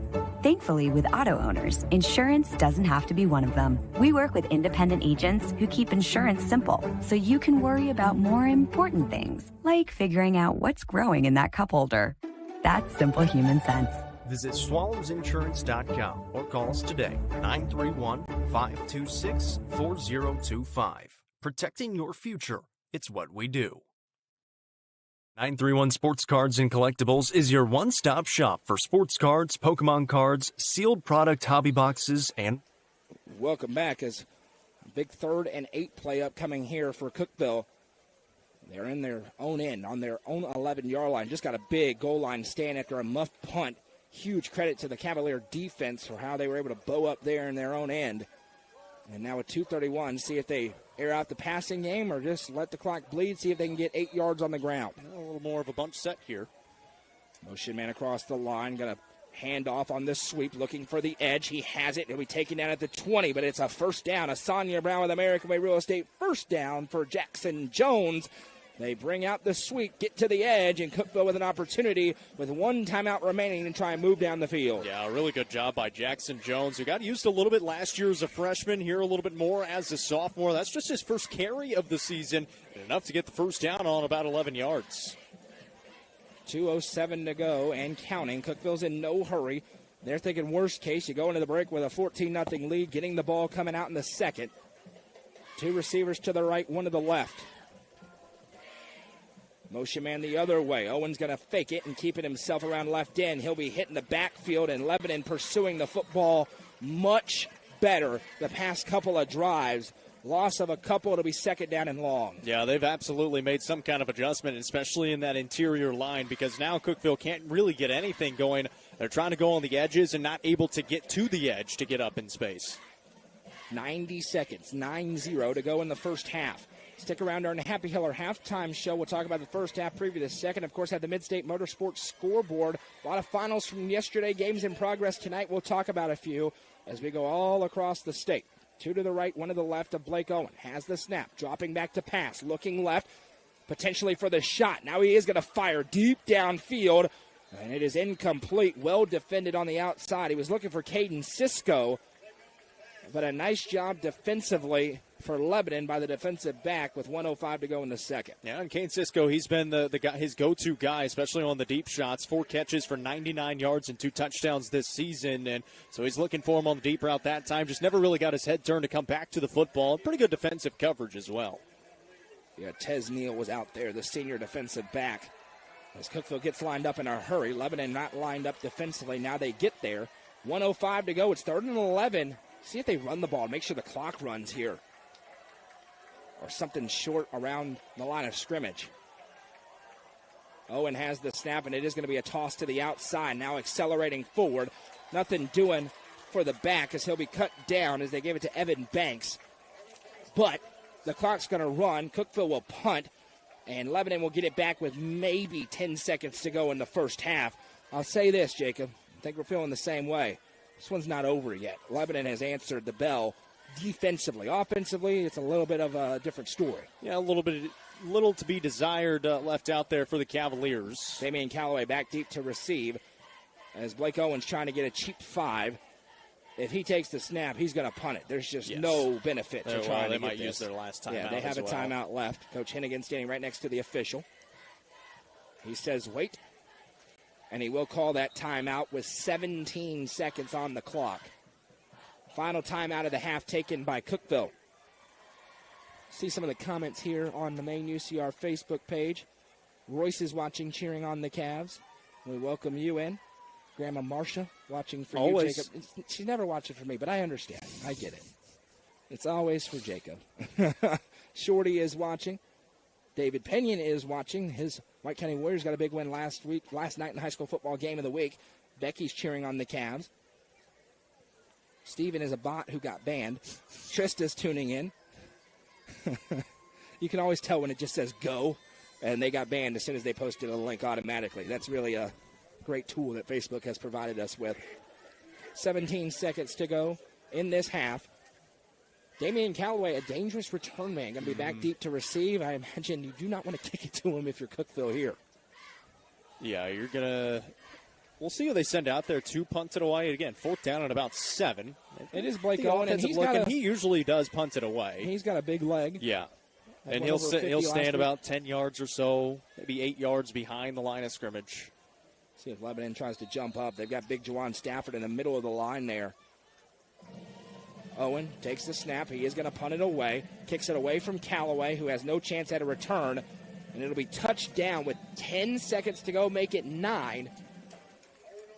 From the 42, we'll see how aggressive Lebanon is with no timeouts in their back pocket. Jack Roberts downs it deep.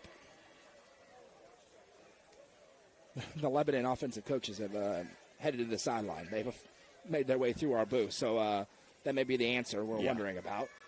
If nothing else, give it to 2. Yeah, just see what happens. Crib it on anytime he touches it. Well, and really a credit to Lebanon because especially after the start that Cookeville had offensively, Lebanon did a really, really good job making some adjustments defensively and slowing down that Cookeville offense and forcing punts on their last couple of drives. 2 receivers to the left here with 9 seconds to go in the half. Mariah, the quarterback, has the shotgun snap. He does hand it to Deuce Edwards. Edwards rumbles. He's got speed to the 50 and a great open field tackle. Guess who got it? Blake Owen takes him down, and that brings us to the end of the first half. A ferocious start for Cookeville, an answer for Lebanon defensively, but for the Cavaliers, they head into the break where they want to be. After 2, it's Cookeville 14, Lebanon 0. We'll be back after a word from our sponsors with the Happy Hiller halftime show. This is Cookeville Cavalier football presented by the CHS Chain Gang on the Watson Chevy UCR Media Network. 931 Sports Cards and Collectibles is your one-stop shop for sports cards, Pokemon cards, sealed product hobby boxes, and more. Whether you're just wanting some more memorabilia or you're a seasoned collector, the experts at 931 Sports Cards and Collectibles have what you need. Stop by 620 South Jefferson Avenue, Suite 208B in Cookeville from 12 to 6 Wednesday through Sunday, or 10 to 6 on Saturday to see their incredible selection. 931 Sports Cards and Collectibles is proud to support this broadcast on the UCR Media Network. The Real Estate Collective Auction Group offers expertise in a variety of services, including real estate, personal property, equipment, and nonprofit benefit auctions. Call 931-559-9500 for more information or see their upcoming auctions at letsgorico.com. The Real Estate Collective Auction Group is proud to support student athletes in our area and this broadcast on the UCR Media Network. Tee-Up is the Upper Cumberland's brand new indoor golfing experience. With 3 state-of-the-art simulators, you can work on some of the world's best courses, all in the comfort of their climate-controlled facility. You want to know how you can improve? See everything from club speed to spin rate in seconds. Conveniently located at 141 4th Street in Baxter. Stop in. Visit them online at teeupgolfclub.com or call them at 931-559-GOLF to reserve your simulator today. Tee Up is proud to support this broadcast on the UCR Media Network.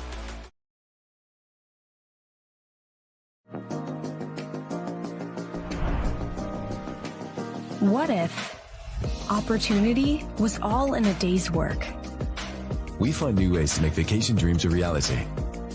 And that inspires me to do my best work every single day. What if you can make a real impact in people's lives with a team that cares? What I do matters, not just for guests, but for my team. We rely on each other each and every day. What if your work inspired fun and moved people? We put the world on vacation. Our job is to make people happy. Inspiring travelers around the world to live their best lives never stops being fulfilling. At Travel and Leisure, what if can be what is. Stop wondering. Join the travel movement and start a career where memories start with you.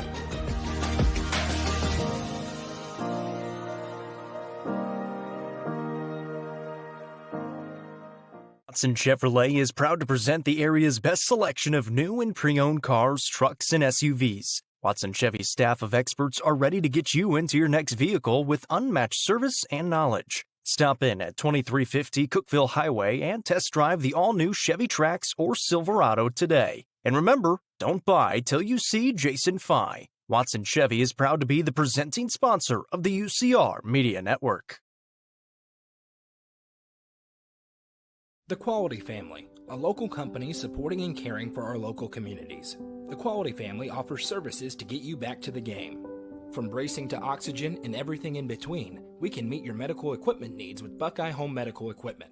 If you have an in-home need for strength and conditioning, for example after a surgery or injury, Quality Home Health is available to provide individualized care while you are on the mend. For those with end-of-life diseases, Quality Hospice is available to provide nurturing care during those difficult times. Choose the Quality Family of Services for care within your community. Visit thequalityfamily.com to navigate all we have to offer you. Sonia Brown, Realtor with American Way Real Estate, is proud to present this home being offered for sale for the first time. With 3 bedrooms, 3 bathrooms, a bonus room, and a basement with over 4,000 square feet under one roof, this home also boasts a fenced-in backyard and storage building with plenty of room for your boat. Located on 7.7 private acres, this home on 2139 Austin Bottom Road, just minutes to Baxter and Cookeville, is just what you need. Call Sonia Brown, Realtor with American Way Real Estate at 931-979-7145 for more information today. When you order delivery from Domino's, you can get more than just pizza for $6.99. You can get specialty chicken, savory pastas, oven-baked Parmesan bread bites, molten lava crunch cakes, and medium 2-topping pizzas as well. We didn't stop at pizza, and you don't have to either. Nelson Trophy and Screen Printing is proud to support student athletes and athletic departments throughout the Upper Cumberland. They're also proud to sponsor the Nelson Trophy and Screen Printing Player of the Game on this broadcast. From trophies to t-shirts, they can do it all. Stop by and see them at 120 Circle Drive in Allgood or give them a call at 931-537-9559. Nelson Trophy and Screen Printing is proud to sponsor this broadcast on the UCR Media Network. The Crouch team with Highlands Elite Real Estate proudly presents this home on Meadow Road in Cookeville. With 4 bedrooms and 2 bathrooms, this beautiful brick ranch could be your forever home. Call 931-979-1191 for more information and to schedule a showing, or visit chadandamycrouch.com. The Crouch team with Highlands Elite Real Estate is a proud sponsor of this broadcast on the UCR Media Network. Iron Vine in Cookeville is the Upper Cumberland's home for delicious Chicago-style pizza, beef, chicken, fish, and more. Located in Cookeville's historic downtown district, Iron Vine's food and atmosphere will keep you coming back for more. Take in stunning views with the UCR team on Tuesday nights at 7, live for the UCR Coaches Show from the rooftop. Fire and Vine is a proud sponsor of this broadcast on the UCR Media Network.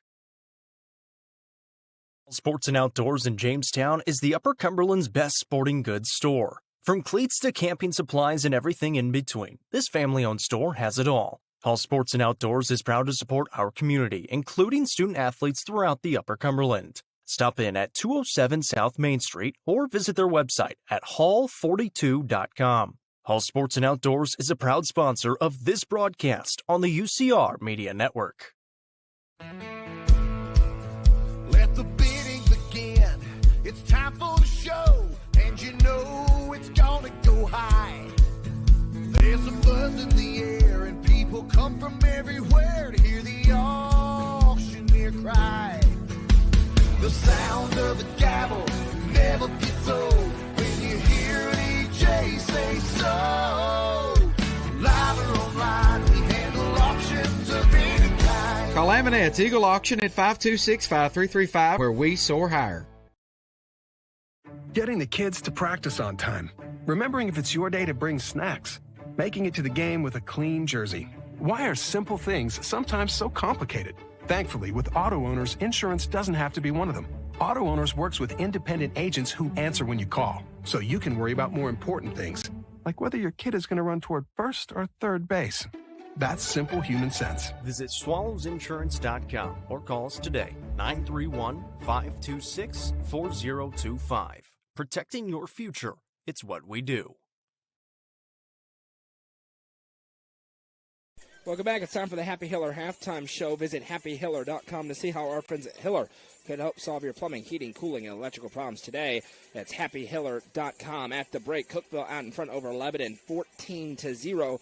We got more to come on that game in a little while. But first, let's take a look around the state of the Mid-State Motorsports scoreboard. Victory is yours on the Kawasaki KX450 motorcycle. This championship-winning machine boasts a powerful 449cc engine, resilient suspension, and potent brakes. Not to mention this technology to back it up in varying conditions, like selectable power modes and launch control mode.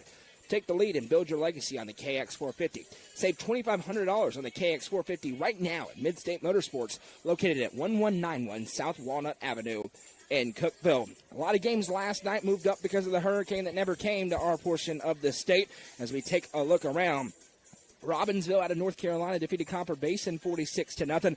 In the major game in Class 4A and 3A, Alcoa rolled Greenville 31-13. Walker Valley over Bradley Central 28-7. McMinn Central blew out Brainerd 35-0. Chattanooga Central narrowly defeated Tyner 26-23. Whitwell over Lookout Valley 70-0. It's a lot of points. Signal Mountain 16, Hickson 6. Those two games played the same sport. Macon County all over Smith County. They get back in the win column 49-6. Macon County 3-1. The Owls down to 0-4 to open up the season. Saudi Daisy 35-0 over Sequoia. Westmoreland over Jackson County 51-0. Forest beat Cannon County 28-12. Clay County won 42-0. DeKalb County over Watertown 45-27. Dixon County over Gallatin 10-7. Giles County over Lawrence County 29-25. Mount Juliet, the team Cookeville faces next week in Cookeville. They rolled Warren County 44-0. Mount Juliet undefeated at 4-0. Team that we will see next week in the high school football game of the week. White County defeats Stone Memorial 28-12. The Warriors improved to 3-1 on the season. Stone falls to 2-2. White County faces the winner of the next game I'll tell you about, Upperman, 48-0 over Livingston Academy. In the game Jacob was at last night, it is Upperman against Sparta in a big Region 4-4A showdown next week in the high school football game of the week. Page over Laverne, 42-0. Page maintains its status as the number 1 5A team in the state of Tennessee. Nolansville routs Glencliff, 42-0. John Overton over McGavick, 22-14. Todd County Central out of Kentucky beats Stewart County, 42-0. Not worried about Division II. Congratulations on your money. As we transition to tonight's games, which are in progress, Jacob, you want to run through some of these ball games? I absolutely do. Friday night scores across the state of Tennessee. Tupelo Christian Prep beating Harding Academy 13-0. Reloaded on me. Hancock County? Yep. That's what I was going to start with, and then your phone decided to not work anymore. Yeah, it did. That's crazy. Well, we'll continue the Mid-State Motorsports scoreboard here coming up in just a second. And you know what that probably is? It's the website that we're using that goes down on Friday nights from time to time. There we go. There we go. Hancock County and Claiborne, 7-0. Claiborne on top in that one. Johnson County leading Cloudland 20-16 in the fourth quarter. Cosby on top of Unica. So Jeremy Tollison called it Unica, and we got a great laugh at that. But it's Unica. 54-6. Cosby is leading that one. Unica is my favorite name. You know what my next one is? I'll tell you. There is my favorite name in the entire state is going to come up in this. It better not be Huntington. It's not. You can guess it. When you get there, you'll know. Here we go. North Green beating Cumberland Gap 14-13. Morristown West just went final over Daniel Boone 38-0. Dobbins Bennett leads Jefferson County 35-14. Elizabethton on top of Cherokee at halftime 28-13. Gatlinburg Pittman shutting out Austin East 17-0. Pigeon Forge leads over Granger 34-7. Close one. Happy Valley on top of Hampton 13-12 in the fourth quarter. William Blunt leads Morristown East 28-21. Science Hill over Union out of Virginia 24-0. Cocke County loses to Sevier County 63-0. South Green on top of Chucky Doak 58-7. Unicorn. You just blew past it. Chucky Doak. Chucky Doak. That's a good one. Love it. Unicoi County 48-3 over Sullivan East. Volunteer leads Northview Academy 24-17. Eagleton Academy on top of West Green 31-7. Westridge over Lakeway Christian 14-10. And obviously a lot of these Eastern State games all being played tonight because not as much weather out there.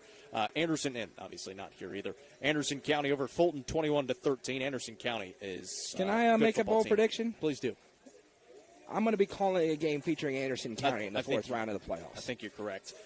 Carter over South Doyle 31-7. Farragut trailing Cleveland 32-0. Gibbs on top of Seymour 28-21. Close game there. Seymour 0-3. Gibbs 3-0. Harriman on top of Greenback 35-0. Knox Halls leads Hardin Valley 21-0. Powell leading Heritage 21-0.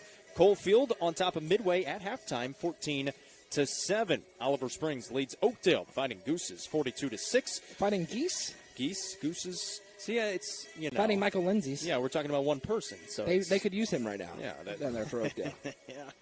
You're not kidding. Noted offensive lineman, Michael Lindsay. Polk County at 1-2 leading Tellico Plains 3-0. Tellico Plains 10-7. We have Tellico Plains in action next week. Rockwood beat Sunbright tonight 33-0. Kingston. Sunbright. It's barely a football team. Is that a final? That is a final. 33-0. We're getting better. Sunbright, we're getting better. We're moving in the right direction, Sunbright. It's only 33-0 tonight. In 50 years, maybe we'll win a football game. Kingston is, that one's gone final. They beat Union County 41-12. Here's a score at halftime. Oneida and Wartburg. Take a guess. Oneida 56-0. 0-0. What? Yeah. 0-0 at halftime. I'm stunned by that. Maryville leads West 35-7. You set me up for failure on that one, by the way. York Institute in Bledsoe County. You want to take a guess at this one? No. York Institute leading 6-0 at halftime. Well, hang on a second. First of all, great for the Dragons. Yeah. Bledsoe County last night has to drive to Jamestown. That's so tough. They turn around and drive back to Bledsoe County to go back to Jamestown today because people don't do their jobs properly. Correct. Blackman leading Summit 20. Not to do with either of the schools, by the way. Those people who didn't do their jobs properly. Just to be 20-0. Clinton is on top of Campbell County 27-7. Coffee County leads Siegel 14-0.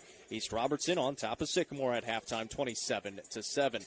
Loudon is on top of East Ridge 38-6. Oak Ridge beat Carnes 35-0. Oakland leads Antioch. Both those teams undefeated 27-8. In the second quarter. That's a different undefeated. Germantown over Riverdale right now, 7-3. A very close one in the second quarter. Important. These games important for Cookeville. Yep. Stewart's Creek on top of Rockville, 7-0. Chat Prep beats on top of Sale Creek at halftime, 27-0. South Pitt and Sequatchie County at halftime tied at 14 apiece. Meigs County leads Sweetwater 14-3 at halftime. So did you say South Pitt and Sequatchie County are tied? Correct. Gordonsville. Clay County. Marion County is beating Fayetteville 16-0 at halftime. Gordonsville on top of Joe Burns 27-7, taking care of business at halftime. Ray County and Howard canceled due to safety concerns, according to Coach T. It was 0-0. Which school do you think had safety concerns? What? Moving on. Which school had safety concerns? That's really vague. The Cookeville Cavaliers leading here at halftime 14-0. McMinn County on top of East Hamilton 7-0. Knox Central leads Ottawa 7-0. Second favorite name. That one is Ottawa. By the way, score updates elsewhere. Kansas State leads Arizona 14-7. Kansas leads UNLV 17-16. And the biggest bet you should place tomorrow, Tennessee minus 13.5 in the first quarter against Kent State. Continue on with the high school scores. This is a big one for Cookeville. Green Hill leads Wilson Central 15-0. That was with 8 minutes to play in the second quarter. Green Hill's very good. Yeah, big game there. Creekwood over Montgomery Central 14-0. Eagleville leads Collinwood 12-7. Tullahoma on top of Franklin County 14-0. Lewis County over Hickman County 16-0 at halftime. Lincoln County leads Spring Hill 42-7 in the second quarter. A team Cookeville has to face that is better than they were a year ago. Cookeville's still a favorite as of now, but Lincoln they don't County have to drive down to Lincoln County not as big of a walk-through game as they were a year ago. Marshall County leading Greenbrier at halftime 51-0. Is that good? Solid. Yeah. Wayne County leads Moore County 8-7 at halftime. Harpeth and Mount Pleasant are tied. That was in the first quarter. Richland over Fairview 14-10. Columbia and Shelbyville tied at 14 apiece. Springfield leads Station Camp 27-0. White House on top of Whites Creek 20-14 at halftime. Centennial is leading Lawson 41-0. There's still 7 minutes to play in the second quarter. Dyer County over Chester County, 26-7. Memphis East and Hardin County are tied at 21 apiece at halftime. Huntingdon, silly, so silly, leads Columbia Academy 21-13 at halftime. Franklin leads Independence 14-0. Jackson Northside on top of Lexington 16-7. Crockett County leads Jackson Southside 7-6 in the second quarter. McKenzie over McEwen 42-7. Milan or Camden Central 46-6. Peabody on top of Adamsville 20-0. Rusty's getting a call. The fighting Rusty Ellis's. The voice of the Peabody Tide, Rusty Ellis. West Carroll over Perry County 28-15. Ravenwood leads Smyrna 21-0. Christian County out of Kentucky leading South Gibson 18-15. Clarksville leads Hopkinsville out of Kentucky 14-7. 25-0 lead right now for Covington over Scotts Hill. Thought you were going to say something, sorry. Dyersburg leads Bolivar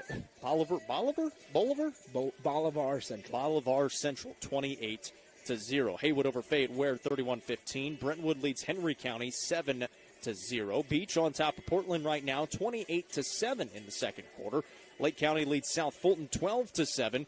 Union City on top of Gleason 38-0 at halftime. That's an interesting one. Union City 1-2, Gleason 3-0. Make that make sense. Westview leading Liberty 51-6. Arlington trailing Bartlett 34-0. Collierville beat Douglas already somehow. Don't know when this game started. 60-0. And that is all. Not worried about Division II. Congratulations on your money. That is the Mid-State Motorsports scoreboard. Victory is yours on the Kawasaki KX450 motorcycle. This championship-winning machine boasts a powerful 449cc engine, resilient suspension, and potent brakes. Not to mention the technology to back it up in varying conditions like selectable power modes and launch control mode.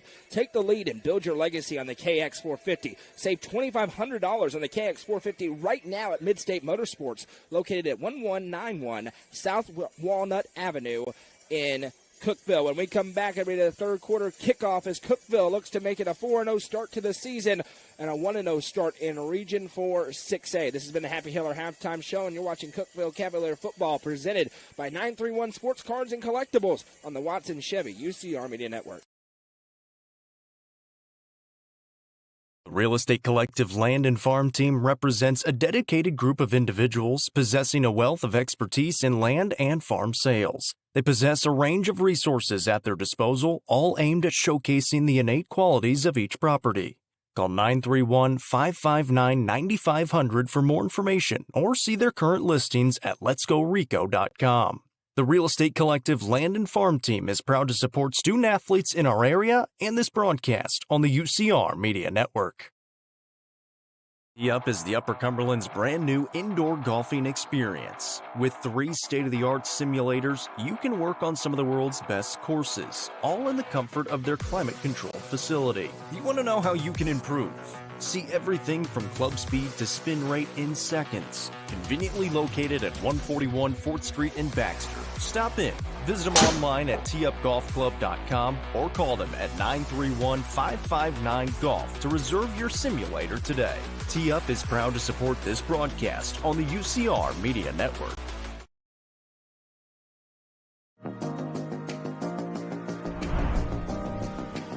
What if opportunity was all in a day's work? We find new ways to make vacation dreams a reality. And that inspires me to do my best work every single day. What if you can make a real impact in people's lives with a team that cares? What I do matters, not just for guests, but for my team. We rely on each other each and every day. What if your work inspired fun and moved people? We put the world on vacation. Our job is to make people happy. Inspiring travelers around the world to live their best lives never stops being fulfilling. At Travel and Leisure, what if can be what is. Stop wondering. Join the travel movement and start a career where memories start with you.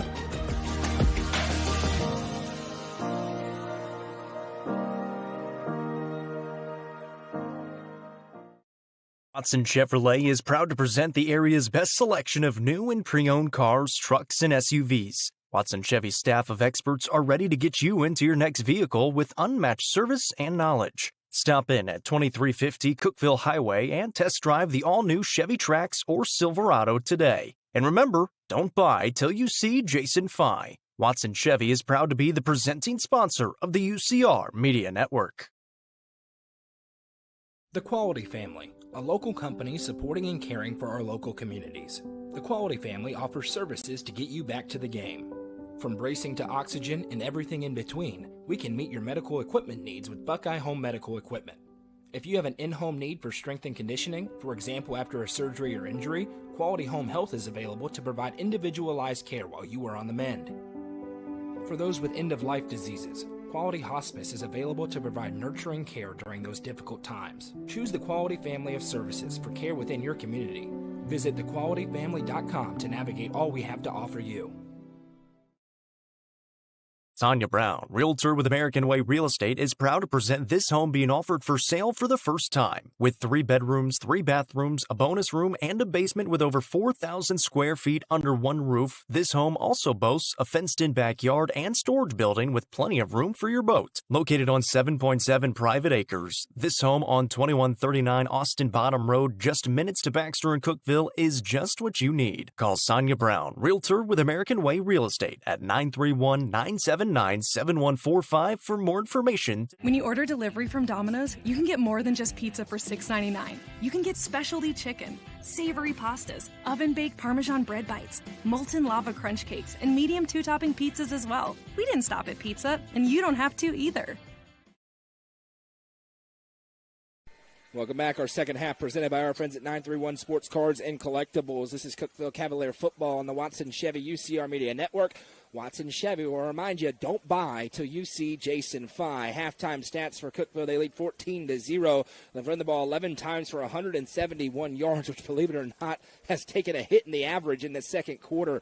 Lebanon, 19 carries for 85 yards. The Blue Devils have 9 first downs to Cookeville's 5. 37 passing yards for Lebanon to 12 for Cookeville. Deuce Edwards has 11 carries for 64 yards. For Cookeville, 5 carries, 91 yards, and a touchdown for Blake Owen. Thomas Johnson, 4 carries for 67 yards and a score. Blake Owen, 2 for 3 for 12 yards. Isaiah Mariah for the Blue Devils, 8 of 12 for 37 yards. He has been sacked 1 time. I'm Noah McKay, joined by Jacob Vinson, the lovely Madison McKay, producing things for us. Shout out to Petey, Jeff Goolsby on the stats for Cookeville.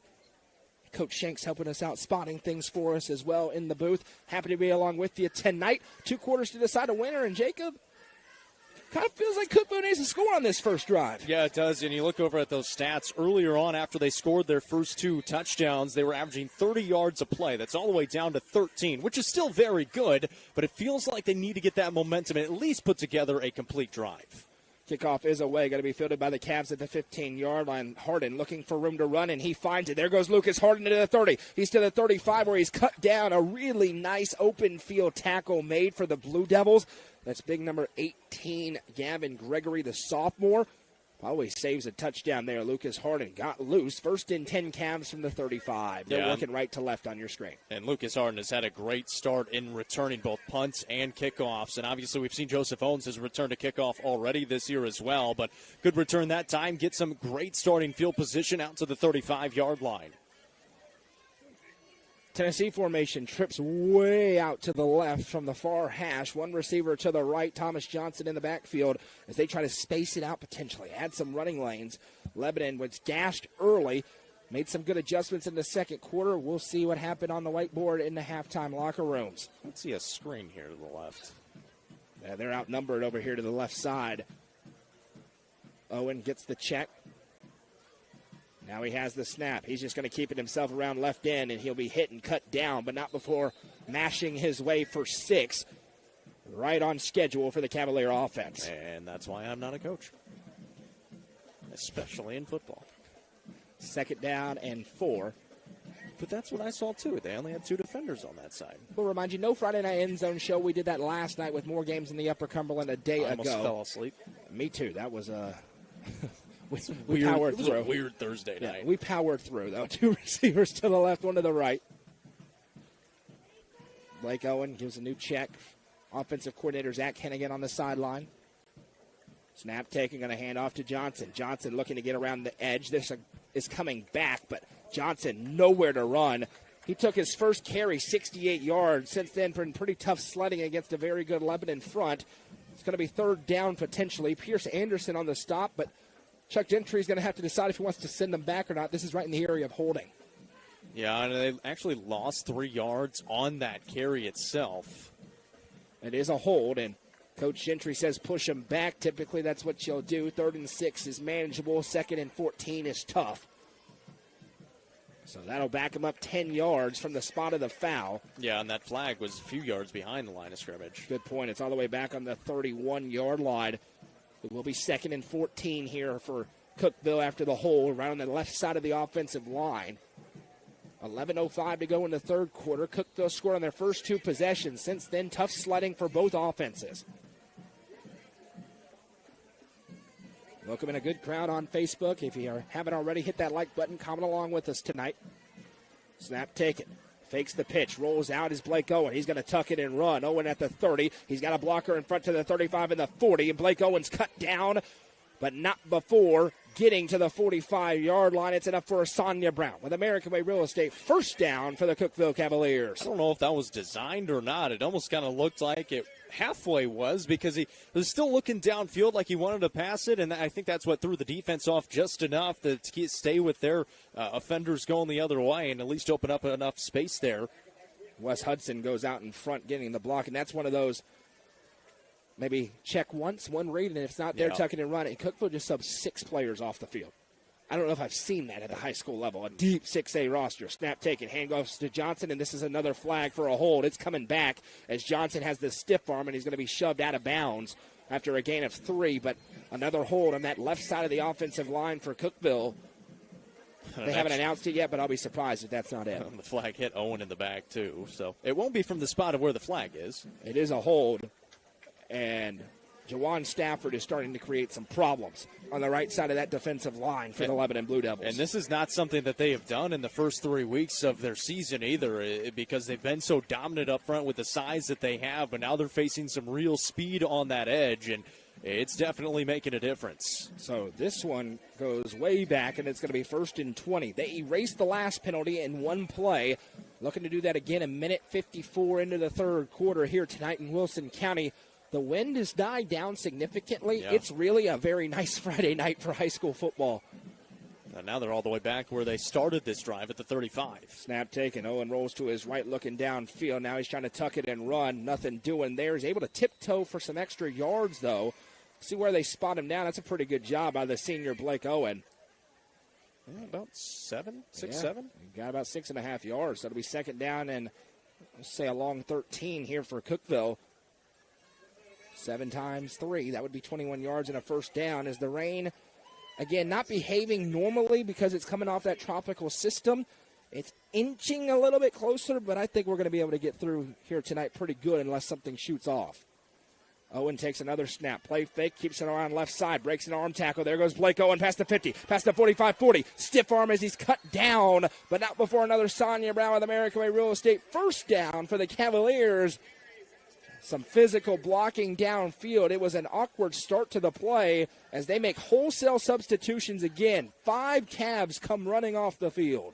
It's a gain of 33 by Blake Owen. It almost looked like Thomas Johnson kind of took off before he was supposed to on that play fake, and he said, you know what, we're just going to keep it ourselves, run it to the left, and he was able to make, obviously, a big gain out of it, and now right back on schedule and into Lebanon territory. Pierce Anderson with the tackle, saved a touchdown. Cookeville trying to get a big score. Handoff to Johnson. He breaks one tackle and falls forward for 10 extra yards. The balance of the senior Thomas Johnson. A gain of 11 and another Sonia Brown with American Way Real Estate first down. Yeah, that was a really good by Thomas Johnson. Got tripped up at the line, just kind of put his hand in the dirt and kept himself upright for, like you said, about 8 more yards to get that first down and another new set of downs. Inching closer for the Connie McCormick with Remax 1 red zone. They have not been in the red zone tonight. The 2 touchdowns came from 68 and 41 yards out.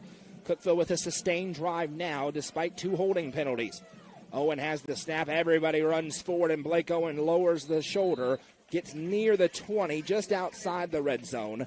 on a gain of 3.5 yards. So Blake Owen now, 10 carries, 145 yards rushing, 14.5 yards a carry tonight. With a touchdown mixed With in. a touchdown. And heck, Thomas Johnson, 5 carries, 77 yards. Stick around postgame for the Nelson Trophy and Screen Printing Player of the Game. It's probably going to be one of those two. Right now, that feels pretty safe. Although I'll tell you, Wes Hudson's having a good start for this game as well. 2 to the right, 1 to the left. Hard count. They'll say he did not enter the neutral zone, so just back. Coach Hennigan, he disagrees. 1 second on the play clock. They're out of time, and there's the flag, and it's going to be a delay of game unless they got the timeout in time. And I think they did. Coach Hennigan got the timeout. It'll be the first time out of the half. And for Cookeville here, they've had a little bit of struggles in the field goal game. That's been a strength in years past. 0 for 3 so far in the year. It's 2nd and 7, but they're trying to get it in for 6 in a drive that's already taken over 4 minutes. Yeah, and you mentioned Alonzo Sanchez-Cantu. He's perfect from PATs. He's 19 for 19, but he's 0 for 3 from field goals, missing from 40, 23, and 35. And he had 2 game-winning field goals last year, one against Pierre Academy, one against Gallatin as well. And the one against Gallatin was from 37 yards out, so he's got a leg on him, and we've seen it even on the PATs tonight. He's got enough leg. He just hadn't been able to place it very well, and we've heard there's been some troubles on the holds and some of the snaps as well, which obviously you got to have a good snap, good hold, and a good kick to make a good field goal or a PAT. And but you said it too. On 2nd and 7, they're still on schedule here, trying to get into the red zone. We haven't seen any passing yet here in this second half, and maybe that opens up maybe a little bit more. We want to thank our all-inclusive sponsors who make it possible to stream and do as much as we do here at UCR. Our newest all-inclusive sponsors, the Real Estate Collective and Tee Up. Also, Club Wyndham, of course, Watson Chevy on the Watson Chevy UCR Media Network, the Quality Family, Sonia Brown with American Way Real Estate, Domino's, Nelson Trophy and Screen Printing, the Crouch Team with Highlands Lake Real Estate, Fire and Vine, Hall Sports and Outdoors, Amonette's Eagle Auction and Realty Company, and Swallows Insurance. Blake Owen rolls to his right out of the timeout, and he wisely just throws it away. There's a big 3rd and 7 plays upcoming here. Looking for Jack Roberts on the outside, comes up empty-handed. Big play here. If you don't get it, you don't get any yards, you may be having to send out Alonzo Sanchez-Cantu here. Be about a 38-yarder from right here, which is within his range, and you're up 14-0. You might try it. Trip Pinion, Mr. Football Candidate, in the comment section. Appreciate it, man. 7:49 to go in the third quarter. It's 3rd and 7. Under center. There are some big boys out there. Snap taken. It's not Blake Owen in the game. Turning handoff to Johnson, and he gets crushed by his own lineman forward. And now the whistle comes in late. The ball came out, but I think his forward progress was stopped. So Blake Owen was on the field, but was not at the quarterback spot as they sent out number 12, Easton Davidson, the sophomore. It is 4th and 4, and the offense is staying on the field here, and this is your game if you're Lebanon.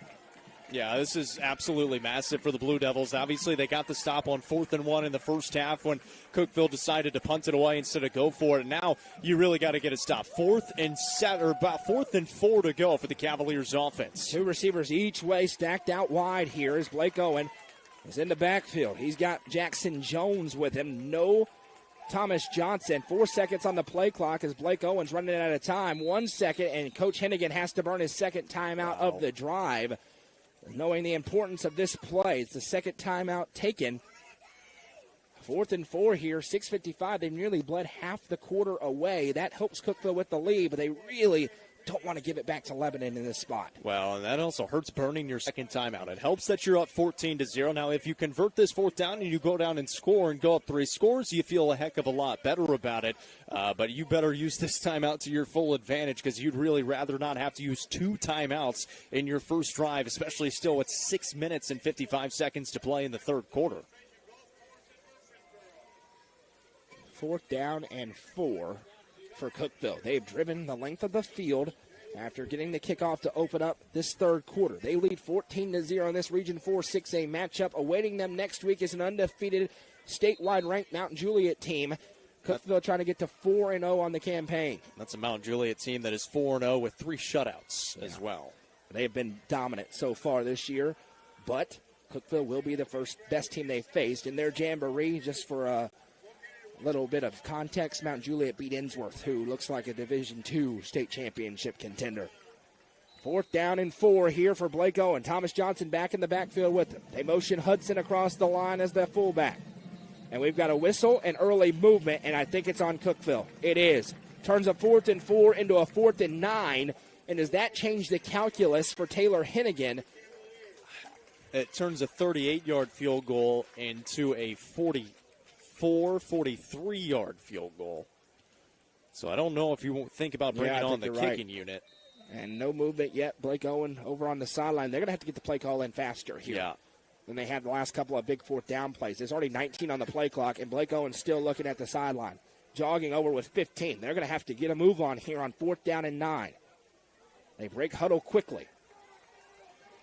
7 seconds. They get lined up in a hurry. Owen with the snap. He's looking right. Steps up in the pocket, and there's pass interference. Inside leverage on the outside for Cookeville is going to lead to the 1st down as the DB had to make a tackle to save a touchdown, looking for Lucas Harden on the right side. Yeah, it was a really good job by Lucas Harden. Just cuts to the inside. He had the position. He gets brought down from behind. Big play there for Cookeville as they're going to move the chains on the penalty flag. Is this 15 or half the distance? I don't think it matters, but I think it is going to be half the distance. So it's pass interference against Lebanon. They're on the 23. And it is a 1st down. Okay. They've already signaled it. That was the main thing while I was asking. Yeah, absolutely. It was close, but they do get the 1st down by about a yard or 2. Yeah, it puts them down to the 12. Big play there for Cookeville as it's a Sonia Brown with American Way Real Estate 1st down, and they are into the Connie McCormick with Remax 1 red zone. Under center, Davidson takes the snap, hands to Blake Owen, who's at the tailback spot. Owen breaks a couple of tackles. What a weapon that is for a gain of about 6, and Davidson certainly can throw the football, Jacob. Yep, he's 3 for 5, about 70 yards on the season. He's got a good throwing motion to him, so don't be surprised if he does back this one out and look for a receiver in the end zone. Just a sophomore. It's 2nd and 5, and he's still out there. They're going to stay under center with him. Johnson's on one side. Owens on the other.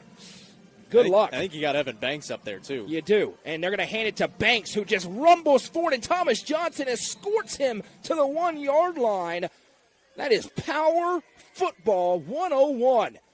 Depends on the spot. It is enough for a Sonia Brown with American Way Real Estate 1st down to the 1, and they can run that play again if they want to, or whatever else they want to, trying to make it 20-0. Yeah, and Evan Banks, just his 4th carry of the year. He's got 1 touchdown and 11 yards. He's a big old body, and they're going to stay in that same formation. Only need a yard to go. Yeah, I don't know how you stop this. Back under center goes Davidson. Takes the snap, hands it to Banks again, and he will just rumble to the end zone. Give him 6. Touchdown, Cavaliers. It takes 5 minutes and 48 seconds, but they cap it off with a big-time Crystal Odom with Highlands Lake Real Estate touchdown. Well, when we talked about it, they had to burn that second timeout, and you really feel like you have to convert that 4th down after burning that second timeout and turn it into points. That's exactly what they did. Now up 20-0, trying to make it 21-0. You're okay with only having the 1 timeout remaining. Alonzo Sanchez can too on to kick the extra point, and what a gut punch that is to Lebanon on their home field. Looking for the good snap and hold. Snap, set, kick. Not as strong, but it is no good. It missed wide right. May have been tipped. It had an awkward flight on it. Lebanon was in the backfield, so it stays at 20-0. We'll be back in 30 seconds. This is Cookeville Cavalier Football, presented by 931 Sports Cards and Collectibles on the Watson Chevy UCR Media Network. Sonia Brown, Realtor with American Way Real Estate, is proud to present this home being offered for sale for the first time. With 3 bedrooms, 3 bathrooms, a bonus room, and a basement with over 4,000 square feet under one roof, this home also boasts a fenced-in backyard and storage building with plenty of room for your boat. Located on 7.7 private acres, this home on 2139 Austin Bottom Road, just minutes to Baxter and Cookeville, is just what you need. Call Sonia Brown, Realtor with American Way Real Estate at 931-979-7145 for more information today. When you order delivery from Domino's, you can get more than just pizza for $6.99. You can get specialty chicken, savory pastas, oven-baked Parmesan bread bites, molten lava crunch cakes, and medium two-topping pizzas as well. We didn't stop at pizza, and you don't have to either. Welcome back. A very impressive scoring drive for Cookeville as they have stuck their stake in the ground here on the road in Region 4 6A. A 20-0 lead with 6:12 to go in the third quarter. And now they've kicked it away from Deuce Edwards all night. Would strongly advise they do so again here. And they will kick it to the opposite side. It'll be fielded at the 15-yard line to the 20, to the 25. Room to run at the 30, to the 35. And then stuck. Hit stick out of bounds. Big-time hit, and guess who leveled it? The kicker, Alonzo Sanchez Cantu, and that'll get a big ovation from his teammates as he flicked that right stick up on the controller and trucked him out of bounds. Listen, coming from a former kicker senior year of high school, I had 5 tackles myself in the coverage game, and you absolutely love to see it from the kicker. He got his money's worth on that hit on Damian Calloway as well. Damian Calloway with a good return out to the 38-yard line, but he is going to feel that one tomorrow, leveled by the kicker. 20-0 the score. And if you're Lebanon, you may want to give it to 2. Just a thought. Mariah sends one receiver to the right side. It is Calloway. Edwards in the backfield with him. Isaiah Mariah has the snap. They're not going to give it to 2, and instead they're going to lose a bunch of yards. Wes Hudson forces it, now trying to spill it outside, and the Cavs arrive defensively. Anthony Quaddle there offensively. Wes Hudson there first. Coulter Hagan also in there. 2nd and 15. I cannot believe, Jacob, how little they've given the ball to Deuce Edwards tonight. Yeah, well, how about the job from Wes Hudson as well? Yeah. I mean, he has been all over the place defensively and obviously doing a great job blocking offensively. But, yeah, to your point, every time that Deuce Edwards has touched the ball, he's been really, really impressive. And they, for some reason, just aren't giving it to him, going with a little bit of misdirection there. And Wes Hudson able to read it perfectly. Nothing else has worked tonight for Lebanon except giving it to 2. And they have not done it very often. 2 to the left, 1 to the right. Mariah has the snap. Again, going to throw it to the outside. It's high, incomplete, and it's going to be 3rd and 15. And if you're Taylor Hennigan on that sideline right now, you're saying, thank you very much, thank you very much, thank you very much. I mean, Deuce Edwards was a tremendous running back for Mount Juliet a year ago, and now he comes in here to Lebanon and just not utilizing him very much. John Binion, the intended receiver there, no real chance at it. It was up and over his head. He was able to get fingertips on it.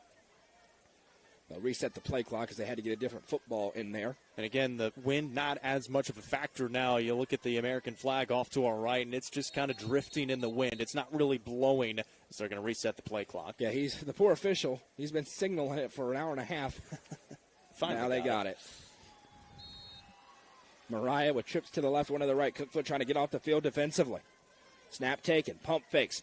Trying to set up that screen again to Callaway, and there goes the speed of Callaway to the 45. He trucks his own man and gets enough for a first down. They've looked to that several times on 3rd down tonight. They finally find success on the gain of 18. Joshua Arce there defensively. Yeah, and a really good job by Callaway, able to get out in space, and now Lebanon looking to go a little bit hurry up again. Trying to catch that Cookeville defense off guard. And they're running out of time, trailing 20-0, 4:58 to go against a ball control offense. 2 receivers stacked each way for the Blue Devils. Snap taken. There is Deuce Edwards, and Edwards accelerates through. He's to the 40, to the 35. Gain of 16. And that's why I keep saying, why aren't they handing it to Deuce Edwards? He rumbles through again. 4:37 to go. Blake Owen there with the tackle. Yeah, and it was a great tackle by Blake Owen as well. And, yeah, to your point, I don't know why you don't just keep on giving it to him. He gets big chunk plays every time he touches the football. 2 stacked each way. Snap taken. They're going to throw it to the left side. Callaway, 1-on-1. He's hit in the backfield. Gets away from 1. Now here come the rest of the Cavs. Put him down for a loss of 3. And it's 2nd and 13. I think it was Keeli Davis to get out there first, the sophomore defensive back, able to slow him down just enough for the rest of the defense to get there. Skyland Pleasant pursues to the football after that and finishes it off. As they're now chucking foam footballs into the stands near us. If they get one through the window, that'd be impressive. Trips out to the right, 1 to the left. Edwards needs the play call. 17 seconds left on the play clock. Edwards goes to the right hip of Mariah. Snap taken. They're going to give it Instead, Mariah's going to keep it himself around the right side. He's at the 35. Now tries to juke upfield, taken down to the 30. They almost got one up here. One of the foam footballs hits the window, nearly got in here. It's going to be 3rd and 10. Eli Davis there defensively. And again, it's 16 with Deuce Edwards touching the ball, and then he hasn't got it the next 2 plays, and it's 3rd and 10. I mean, he's just a different player out there. Every time he touches it, he makes something happen. He's probably a Division I college football player. Now he has the football again, rumbles through, and he's hit at the line, taken down for a gain of 3. Great pursuit by the Cavs. It's 4th and 7, and Chuck Gentry has no decision to make. William Sawyer there defensively, trailing 20-0. Lebanon's going for it. Yeah, and Cookeville making a couple of subs defensively as well. And we mentioned how good their depth is. They've gone about 5 or 6 subs at times on both offense and defense. It's just how deep they are. And now Lebanon making a late sub as well, but still 20 on the play clock. Trips to the left, one to the right. That's where if you're Tennessee, you walk a lineman out very slowly when they sub late like that. Trips to the left here. Snap taken. Mariah dropping back to pass. Being pressured, being hit. Now he gets away. Mariah still weaving his way, looking downfield. Still there, the Cavs. Now it's just a Hail Mary. Throw up into the air. Receivers there, and it's broken up. Nicely done by Lucas Harden on the back end, and it's a turnover on downs forced by the Cavalier defense. Yeah, tremendous job by Lucas Harden. And for Mariah, who is trying to extend the play, the receiver going to the end zone, Harden not baiting on it. He stayed with his guy, and a really good job by Harden, who has one of the 2 interceptions for the Cookeville defense this year. And Deuce Edwards was pass blocking on that play for Lebanon. 1st and 10 for Cookeville as they can completely finish this one off on this drive with 2:18 to go in the 3rd quarter. Yeah, you can put this game away right here.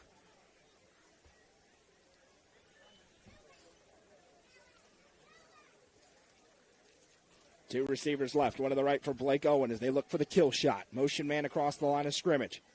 Owen has the snap. It's a quarterback keeper the whole way. He's behind the blocker. Now he's into the pile of Blue Devils, carrying them forward. A physical end for a physical player. Gain of 8. It's 2nd and 2. Yeah, and starting on their own 31-yard line. They do have 1 timeout left. Obviously, they're going to try to not stop the clock whatsoever. So I'm going to guess and Thomas Johnson a little bit shaken up, actually, after that play. He makes his way off the field. Favoring his right leg, and with how the game is going right now, unless anything changes, you probably don't put him back out there. He's another one of those two-way players. He'll be in the secondary defensively at times. 2 to the left, 1 to the right for Blake Owen. Snap taken. Free runner off the edge. Owen keeps it himself to get around him. Owen with a stiff arm breaks another tackle to the 35. Owen weaves up to the 40, to the 45. Blake Owen with a really savvy run. And it's a Sonia Brown with American Way Real Estate. 1st down for the Cavaliers. The gain of 13 there by Blake Owen. And he's so patient on those runs, really letting the blocks develop and seeing how those defenders are going to attack him. He really took that one defender on, said, you know what, I'm going to throw you down to the ground, and then I'll go past you. And he gets another couple of extra yards out of it. Blake Barrett spelling Thomas Johnson with a really nice block on that play, on that blitzer who kind of crashed free off the edge. Is there a player down? And we do have a player down. It's a Blue Devil. We were a little bit shielded by the players right near the sideline, so a stoppage. We'll take a quick break, come back. Cookeville with the lead and driving late in the 3rd quarter.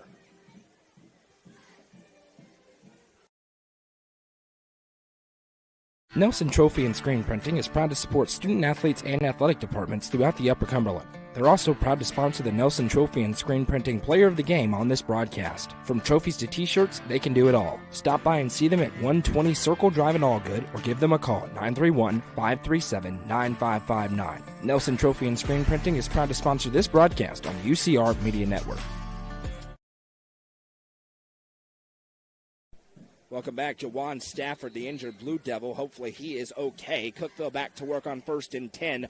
Blake Owen takes the shotgun snap, hands to Blake Barrett right into the teeth of the defensive line for a gain of a couple. 60 seconds to go in the 3rd quarter. And good job by these secondary guys. Barrett coming in here with the absence of Thomas Johnson now for a couple of plays. Now Evan Banks will come in as well. And kind of filling that role. And again, for the Cavaliers, they're going to run this clock down. They're going to have to run this play, and then they won't have to run the next one. They could run it to the 4th quarter if they want to. But you'd love to put another touchdown on the board and really put this game to bed early on in the 4th quarter. Cookeville right on the outside of the Tennessee Sports Writers Association, top 10 in 6A. Blake Owen keeps it around right side, barrels into the line. Lebanon's done a fairly decent job against the power run tonight outside of the first two drives. They limited to another two there to be 3rd and 5 on what will be the final play of the third quarter. We'll make sure before taking a break to hear from our sponsors. And that will be the final play of the quarter. After 3, it's Cookeville 20, Lebanon 0. This is Cookeville Cavalier football presented by 931 Sports Cards and Collectibles on the Watson Chevy UCR Media Network.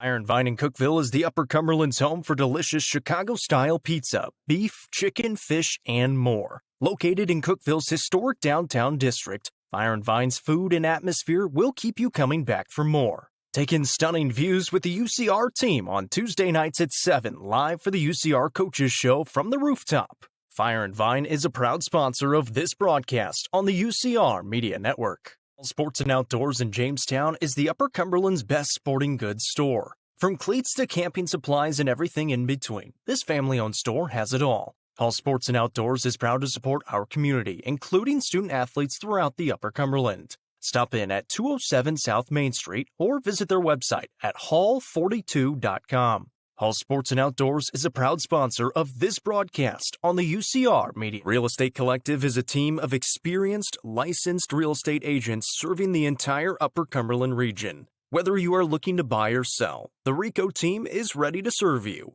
With a focus on people over profits, you can rest assured the Real Estate Collective can help make your real estate dreams a reality.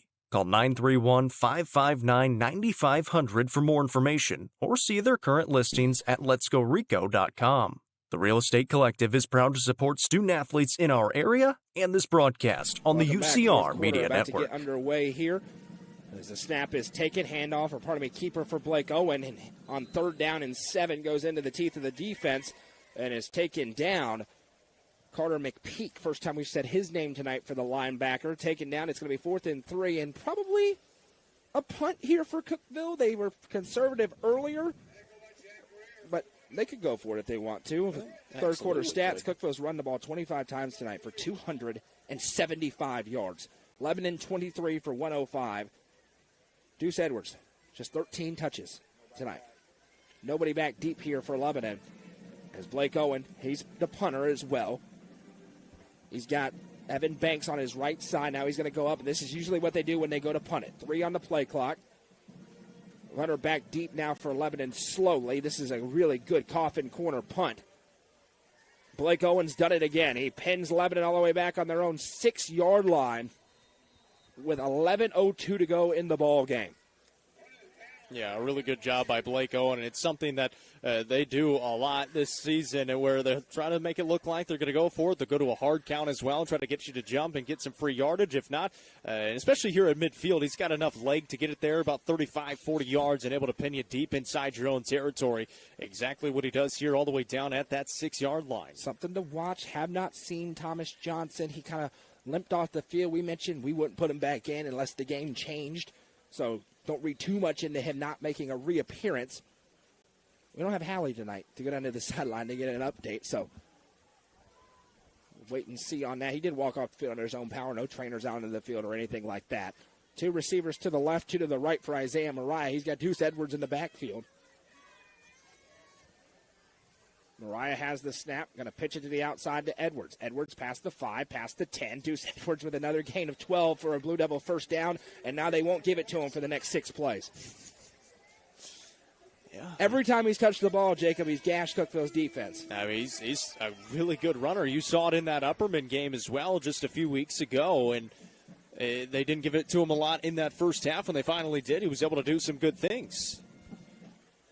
Cookeville has very wisely not given him an opportunity in the return game. They've kicked it away from him all night long. He's on the left hip of Isaiah Mariah. Now goes out into the flat. Snap taken. Mariah's going to keep it himself. Big hole to run through there. Nice blocking for Lebanon. Now Mariah breaks a tackle. There he goes. He's caught from behind and put down at the 36. The quarterback for Lebanon gains 17. Keli Davis with the tackle. The sophomore brings him down, but not before a big first down for Lebanon, who's trying to get back in it. Yeah, I mean, they're moving the ball here, and this is what they have to do. They got to go quickly. 10-18 to go in the ball game, and they have all of their timeouts remaining. So they've at least got their timeouts, but down 3 scores. You got to move quick. So, yeah, that makes sense. Motioning out Edwards to make a defender make a decision. Now a quick hitter to the outside. Receiver makes the catch, and now he is escorted out of bounds. It's close to a first down. Looks like maybe just short. TJ Searcy there on the reception. Zach Ray pushes him out. 2nd and 1 upcoming. He got out of bounds. Time stop with 9:58 to play in the ball game. This Lebanon team, they're moving it offensively, and they've done this at times where they'll move it to about the 30-yard line, and then a penalty or a bad snap, something just hurts them, and they're not able to go forward anymore. Edwards on the left side. Snap taken. They're going to pitch it to him again. Edwards now trying to navigate the defense, and hello, good night. Blake Owen with a form tackle. Takes him down. The linebacker says, how do you do? And it's 3rd and 6, a loss of 5. I mean, he is just a special player defensively. Obviously, he gets his flowers for offensively, but he might be a better defender. He's a game wrecker on defense. He is a college football linebacker. 2 receivers each way. I don't know what level, but he is a college football linebacker. No question about it for Blake Owen. Edwards now on the right hip. Snap taken. Mariah gives the pump. Now he's just going to fire it. Receiver's wide open. Callaway makes the catch to the 40. Now out of bounds at about the 41-yard line, and they've kind of faked the pump and go. Nobody stayed with Callaway, and he was open. Coulter Hagan finally gets him out. Yeah, it was interesting there after the gain of 18.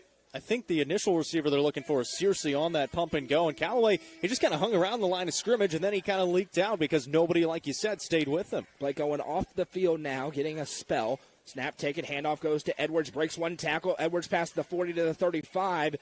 Should have been a loss of 1, but Deuce Edwards doing what he does, gains 6. Aiden Ray gets him down. He's had several tackles tonight in the secondary. Yeah, Hudson got back there first, but just the shiftiness of Edwards, able to get past him. Wes Hudson's been really good. He is. Tonight he's been all over the field, both sides of the football. Him and Blake Owen on defense are doing the dirty work. A dynamic duo.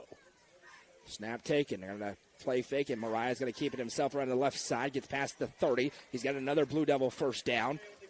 Takes a bit of a hard fall, and he is feeling the ill effects from it. Gets up and tries to stay with it. He says he's fine.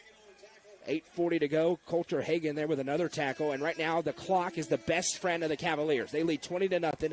Lebanon does have all 3 timeouts remaining, but they've been unable to push it past this point outside of a muff punt all night long. Mariah might be feeling this one a little more. They need to come look at him. I will say that. He takes the snap, looking right. Now rolling to his right, being pressured. Jump pass. Is it intercepted?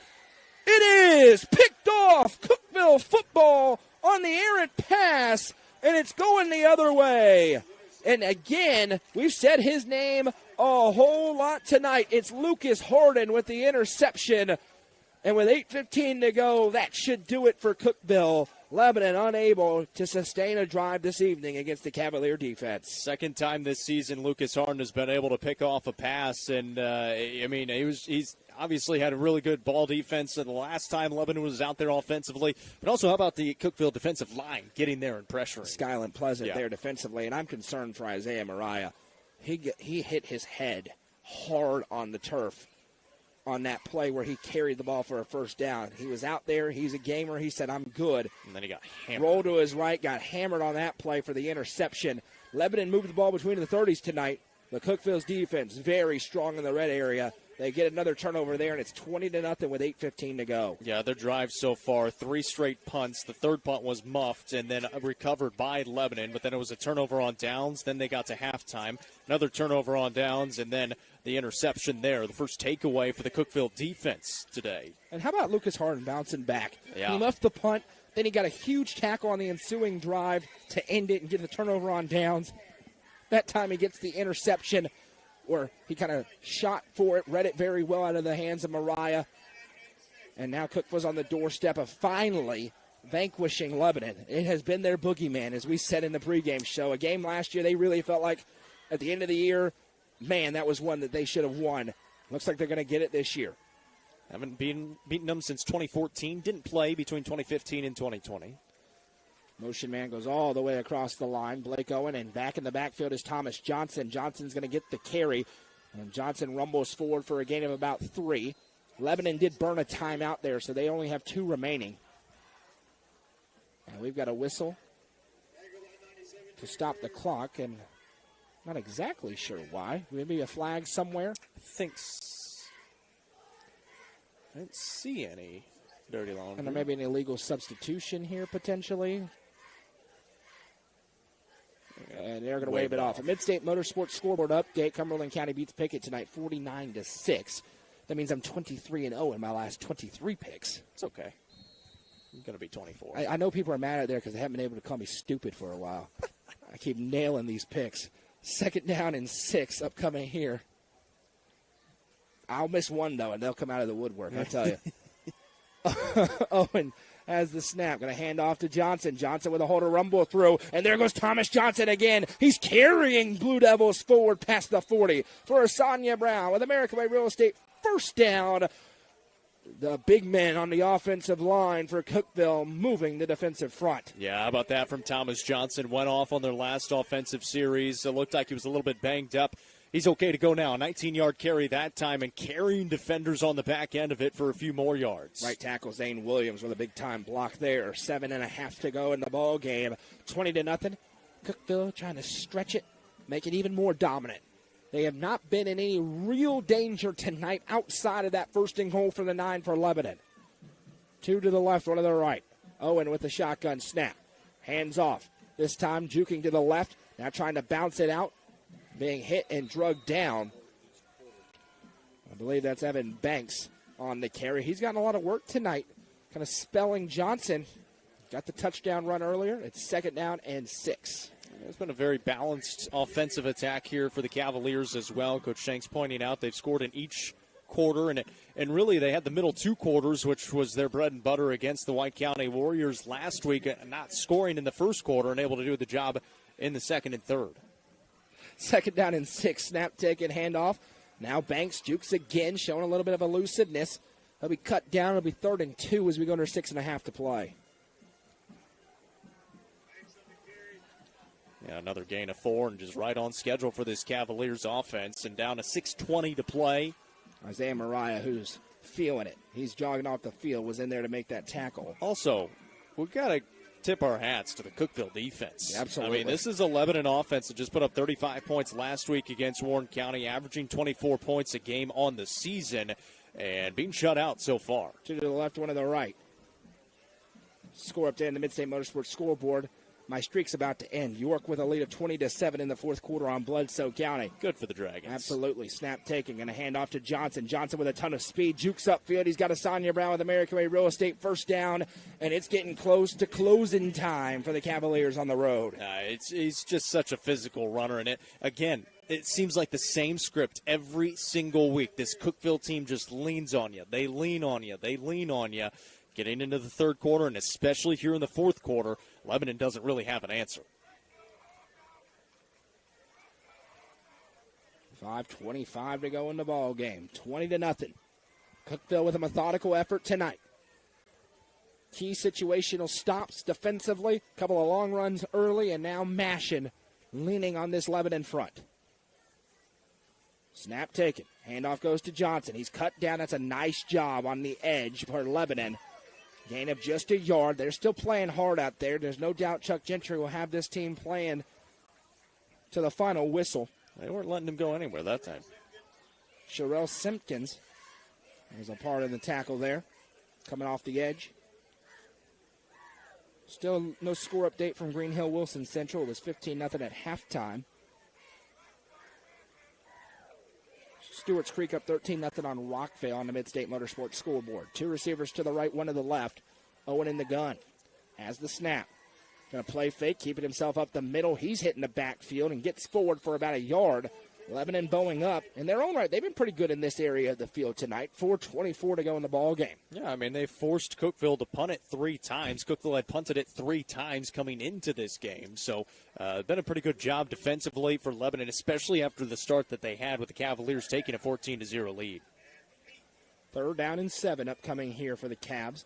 2 to the right, 1 to the left for Blake Owen. We got Barrett in the backfield with him. And the Cavaliers haven't gone outside the tackles yet on this drive. Snap taken. Blake Owen, he's not going to do it this time. Rumbles forward. Lowers the boom to the 35. He's short. Somebody needs to be checked out for a concussion. That was a shot. Holy cow. 4th down and 2. And we'll see. Coach Hennigan's played it pretty close to the vest tonight. They haven't been super aggressive. They've kicked the ball and played defense, and why not when your defense is pitching a shutout the way they have? See if they go for it here with 3:45 to go. This is almost the exact spot where they had 4th and 1 as well. So now 4th and 2, and we'll see if that changes with 3:40 to go in the ball game. If you get a first down, you can pretty much end. And we mentioned hindsight 2020. Clearly, Coach Hennigan was feeling as they're going to reset the play clock. Coach Hennigan was feeling, they had an advantage on the defensive side. Yeah. Just don't give any cheap momentum. It's worked out. And the one time they did is they are struggling mightily with the play clock right now. And that's going to help Cookeville because the game clock kept running. Yeah, they set it to 40, and they were trying to get it to 25. That gave Cookeville an extra 20 seconds or so to just bleed clock. They can just let this run down until about 3 minutes. 2 to the right, 1 to the left for Blake Owen. He's got Barrett in the backfield, 4th and 2. They're showing like they're going for it. They are. Snap taking. Play fake. Owen around left side. He's hitting the backfield, but he's still on his feet. Blake Owen pinballing around forward for Asanya Brown with American Way Real Estate. 1st down, 2:54 to go.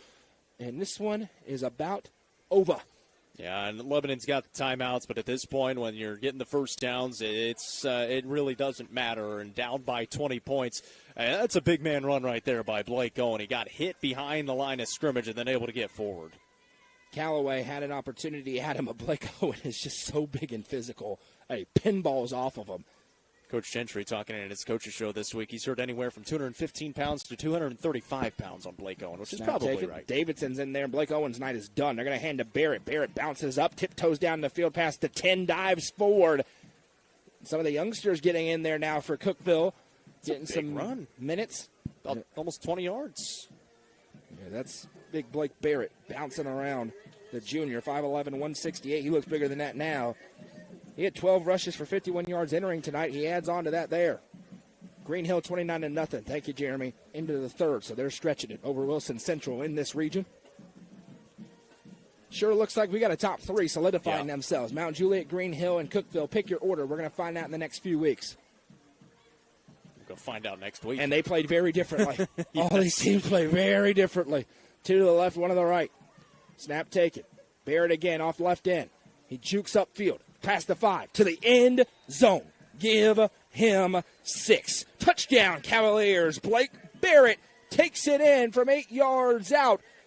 It's a Crystal Odom with Highlands Lake Real Estate touchdown, and it's the icing on the cake for Cookeville, who's come on the road and is pitching a shutout against the Blue Devils. Yeah, how about this game for the Cookeville Cavaliers in the last couple of years? 41-17, 41-14, and even before that, 21-14. All losses, haven't been able to get the job done. It started with the great start that they had offensively, going up 14-0, and have just continued that. Defensively have been really, really good. And now going to walk out of here with a big-time victory for the Cavaliers. They're going to go undefeated for the first time since 2017, 4-0. 4-0 incoming. 27-0 after the extra point is good. We'll be back with the finish. This is Cookeville Cavalier Football, presented by 931 Sports Cards and Collectibles on the Watson Chevy UCR Media Network. The Real Estate Collective Auction Group offers expertise in a variety of services, including real estate, personal property, equipment, and nonprofit benefit auctions. Call 931-559-9500 for more information or see their upcoming auctions at letsgorico.com. The Real Estate Collective Auction Group is proud to support student-athletes in our area and this broadcast on the UCR Media Network.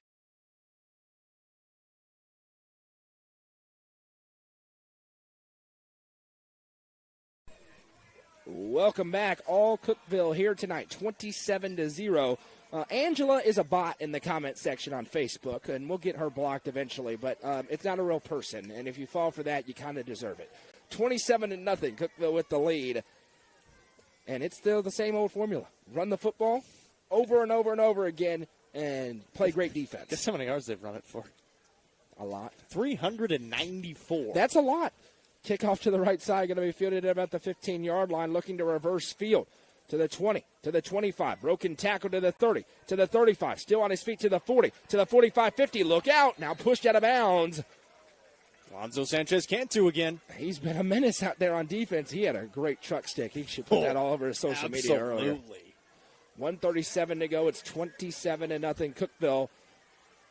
Lebanon's going to have the football in Cavalier field position on the 47, and Chuck Gentry looks like he's also sending out some of the twos. Yeah, Cavaliers 394 yards rushing. They have completed 2 passes for 8 yards. They are who they are, and you got to deal with it. And when you can run it for 400 yards against a 6A defense, why not? And play defense the way they have tonight. 2 Yeah. to the right, 1 to the left. Snap to the quarterback. He's going to hand off, rumbling up the middle. 1 broken tackle now, trying to rip it out of the Cavaliers. C.J. Woodson, the senior running back, going to be down to the 40 for a gain of 7. Time ticking away now, 1:24 to go. Quarterback in is Austin Harrison. He's the junior. You're looking at next year's starter likely. And seeing him warm up, he can sling it. 2 to the right, 1 to the left.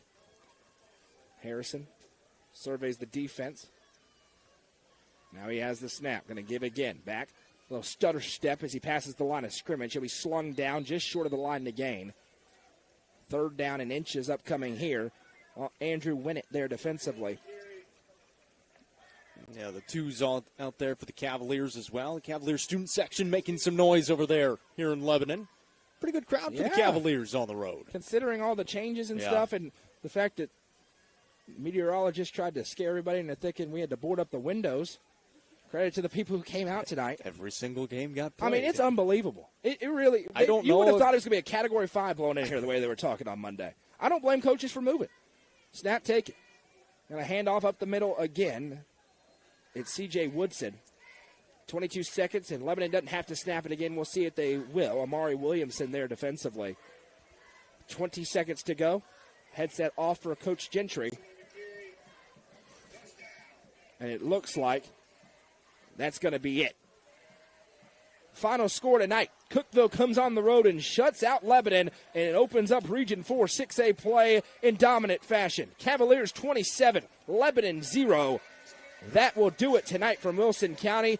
And Jacob, a very dominant effort for Cookeville this evening as they come on the road and don't have to deviate from the formula at all, and they flip a game again. They did it week 1 with Stone Memorial. They do it week 4. They're looking to do it again next week, and why not with the way that they're playing football? 4-0 for the first time since 2017, and then coming into this game again, it was all about defensively. How do you slow down this Lebanon offense? Because the last 2 years, he allowed 41 points in each of the last 2 years. Pitched a shutout today. Offensively, much better. And it also helps, you got Blake Owen out there. He got injured in the game last year. He stayed healthy in this one. Thomas Johnson looked like he got a little bit shaken up. Comes back out there and rips off another good run. This is exactly what you look for if you're the Cookeville Cavaliers. You run for 400 yards. You put up 27 points. And now you set up for a monumental matchup. One of the biggest game in Coach Hennigan's career here as the Cookeville head coach coming up next week. Without question. And, you talk about all offseason. We looked at this Cookeville schedule, and you said, okay, what a great finish to the year last year. What can they change? And the first 2 games that jumped to your mind was week 1 with Stone Memorial and this week with Lebanon. But they had to come out and do it. Lebanon has had this team's number for the last 3 seasons, and they did a great job tonight of coming out and doing it. And here's how. Very impressive statistics. Offensively for Cookeville, 35 carries, 394 yards. Lebanon, 31 carries for 157 yards. It's not terrible for Lebanon, but it ain't 35 for 394.